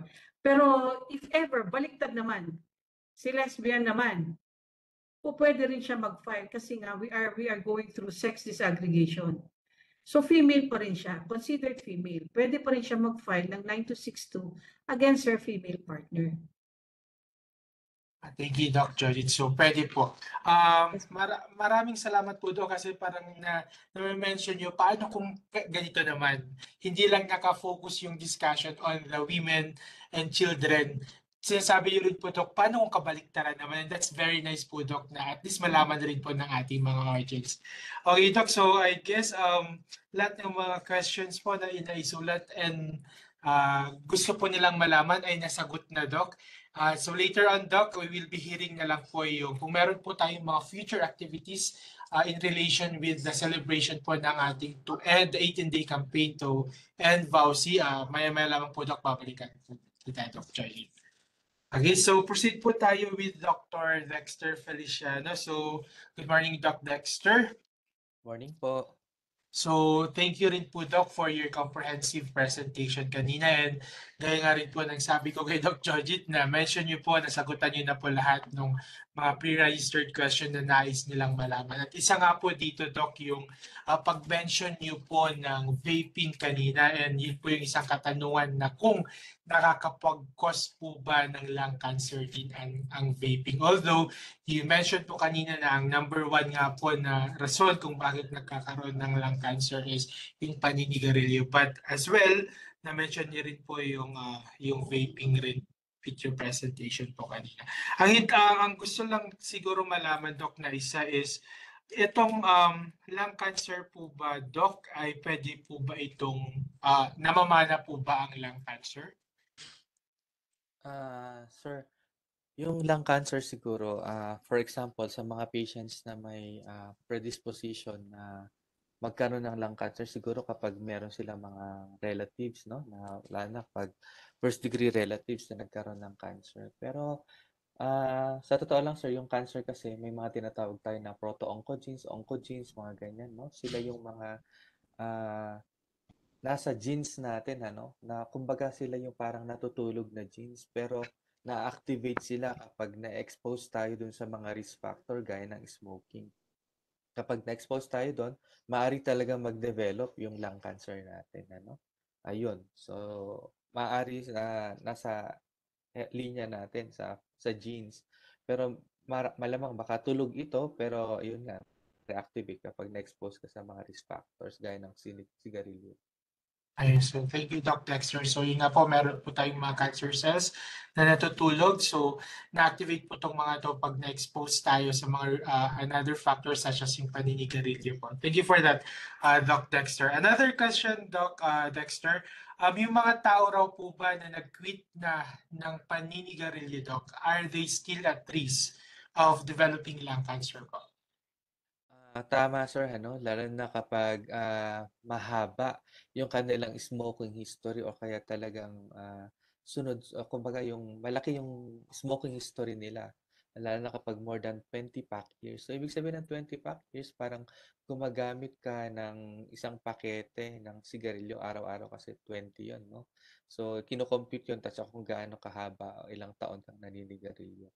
Kapag nag-quit ka, yun nga lang, ang may chance ka na mas mababa yung chance mo na magkaroon ka ng lung cancer kumpara dun sa tuloy-tuloy ka pa rin nagsisigarilyo, ano?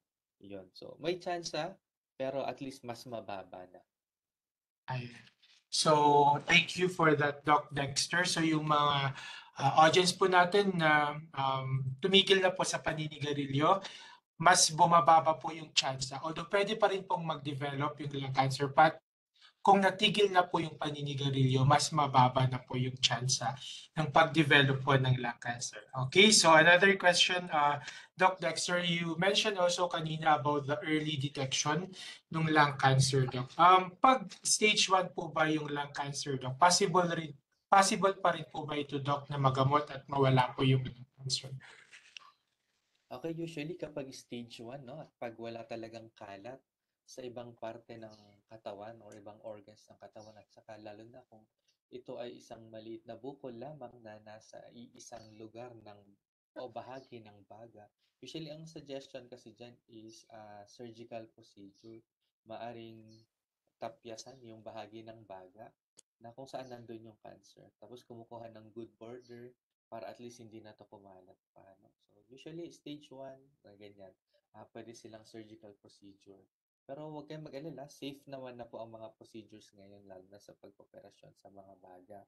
Kasi lahat naman ng mga pasyente na mag-undergo ng operation, may proper screening para sa kanila at saka proper na kumbaga risk assessment para at least kapag katapos ng operation, wala silang komplikasyon sa kanilang baga o sa puso.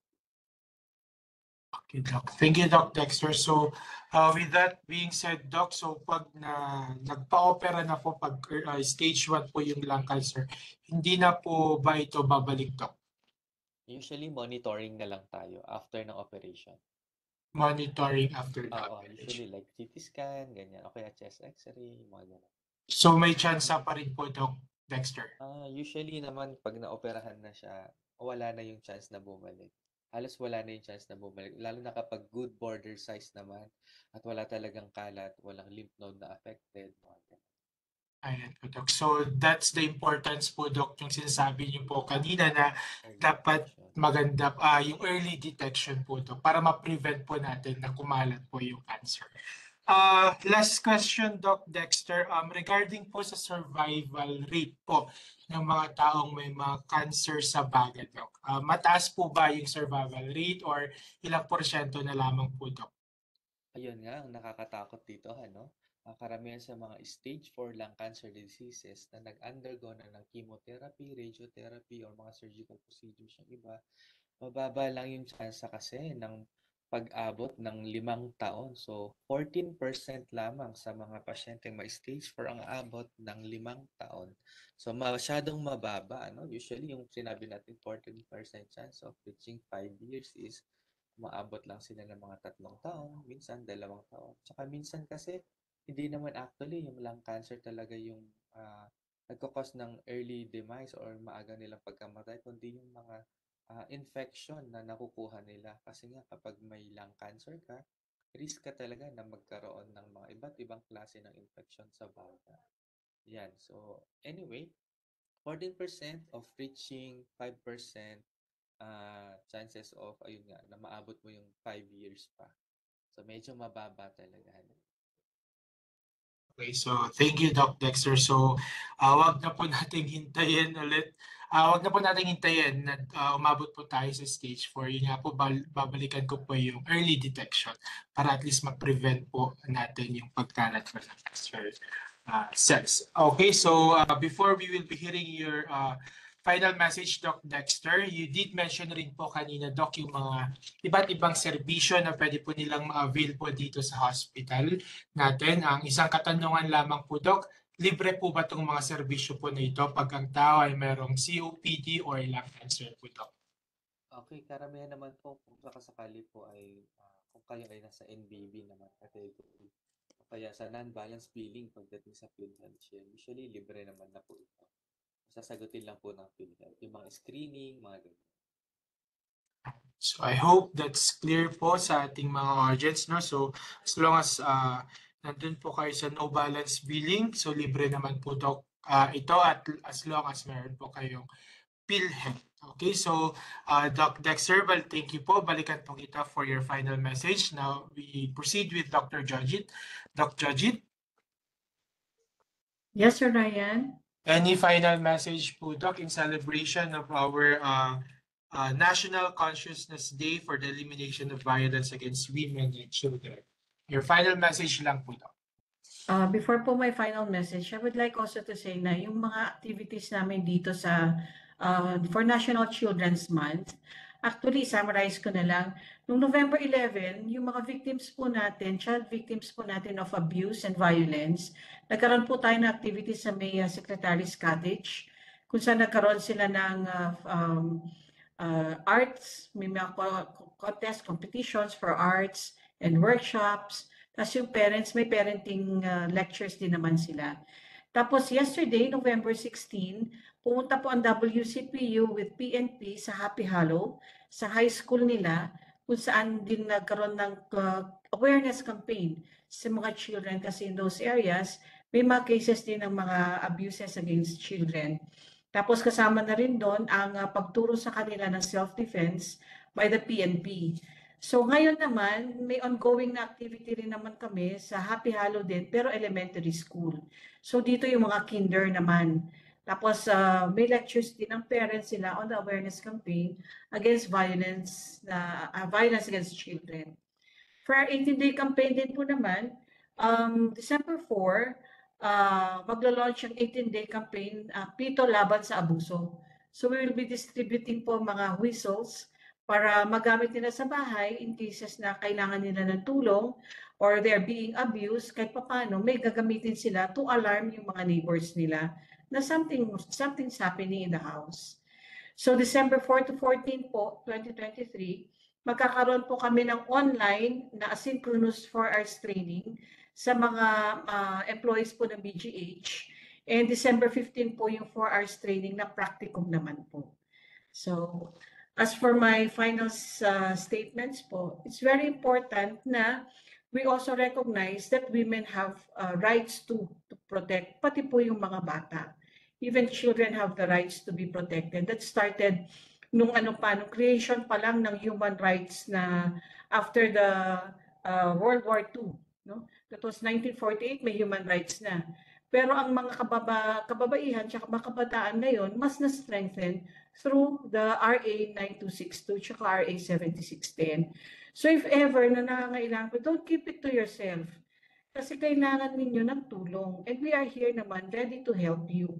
Hindi naman kami magsasabi na, LGBT ka, hindi ka namin makikita.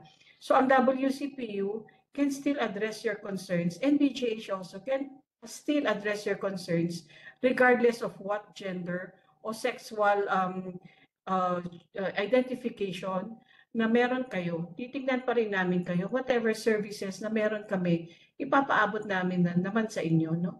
So we also have partner agencies who can help us get through what you're going through. Mahirap po kasi mag-isa na lumalaban against violence. Andito naman po kami. We're always here sa BGHMC, WCPU po. Okay, yun na po. Ayun. So thank you, Doc Jojit, our Medical Officer of the Women and Child Protection Unit of BGHMC. And that's very nice po, Doc, no? Pito Laban sa Abuso. And of course, napaka-importante na ma-recognize rin natin na meron mga karapatan ng mga kababaihan, same as true yung ating mga kabataan. Aside from that, Doc, meron yung nagsisirculate, Doc, if they needed help, they can do this sign po, Doc, I believe. So, yes po. Pwede rin yun. So ayan, and very nice din po yung Pito Laban sa Abuso and at the same time this sign. So sa mga nangailangan ng tulong, they can use this sign also. So thank you, Doc Jojit, for that. And of course, let us listen to the final message from Dr. Dexter Feliciano in celebration of the Lung Cancer Awareness Month and the World COPD Awareness Day. Doc Dexter. Okay. Muli po ako ay nagpapasalamat sa panayam na ito at saka sa ating mga tagapakinig at tagapanood sa programang ito. Iniimbitahan ko lang po kayo kung kayo po ay nais na huminto sa paninigarilyo. Ang Baguio General Hospital Smoking Cessation Clinic ay nasa outpatient department lamang po. Kung nais ninyong dumulog at makahingi ng tulong tungkol dito sa paghinto ng inyong paninigarilyo. Sa mga pasyente naman na gustong magkaroon ng early screening for lung cancer, maaari lang pong dumulog sa aming outpatient department internal medicine section lalo na kapag araw ng pulmonary subspecialty clinic, ano. So yun lamang po, muli po, itigil na po ninyo ang inyong paninigarilyo upang maiwasan ang COPD at lung cancer at iba pa pong karamdaman na kasama ng paninigarilyo. Yun lang po, maraming salamat pong muli. Thank you, Doc Dexter Feliciano, our adult pulmonologist po dito sa BGHMC. And ulitin po natin po, no, meron po tayong smoking cessation clinic. So sa mga nais po tumigil sa paninigarilyo, meron po tayong smoking cessation clinic. Matatagpuan po yan dito sa aming outpatient department. Punta lamang po kayo, nandun po matatagpuan po ito sa second floor ng aming outpatient department building. We have the smoking cessation clinic, and of course, gaya ng mention ni Dr. Dexter, kung gusto niyo po magkaroon ng early screening for lung cancer, puntahan lamang rin po ang ating outpatient department internal medicine during the pulmonary subspecialty clinic po na scheduled. So with that, to Dr. Mary Jane Picarito and Dr. Dexter Feliciano, maraming salamat po, Doc, for sharing your expertise for today's Usapang Salud at sa Komunidad. Ayan. So may we give them a round of applause. So once again, thank you, Doc Jajit and Doc Dexter. Okay, to our dear participants, for you to be able to get your certificate of participation, we will be posting dito sa ating chat box yung evaluation link where you can answer individually para mabigyan po namin kayo ng inyong certificate of participation. So ayan po, na-post na po dito sa ating chat box yung ating evaluation link. And before I formally end the Usapang Salud at sa Komunidad for today, for the last time, allow me to invite everyone, especially our healthcare workers, nurses, midwives, and other allied health professionals to join us on our Community Talks. That is on November 22, 8 to 4 p.m. Again, we will be sharing yung aming mga capstone projects as graduates, nursery graduates of the leadership course for advanced practice in public health nursing. So Community Talks, this is a new platform for us to deliver a timely and accurate health information at the same time para makapacitate po namin yung ating mga healthcare workers sa ating healthcare provider network. Community Talks, November 22, 2023. That is on next Wednesday. So again, to our participants, maraming salamat po for joining us today with our Usapang Salud at sa Komunidad session. Have a good day and God bless po sa ating lahat.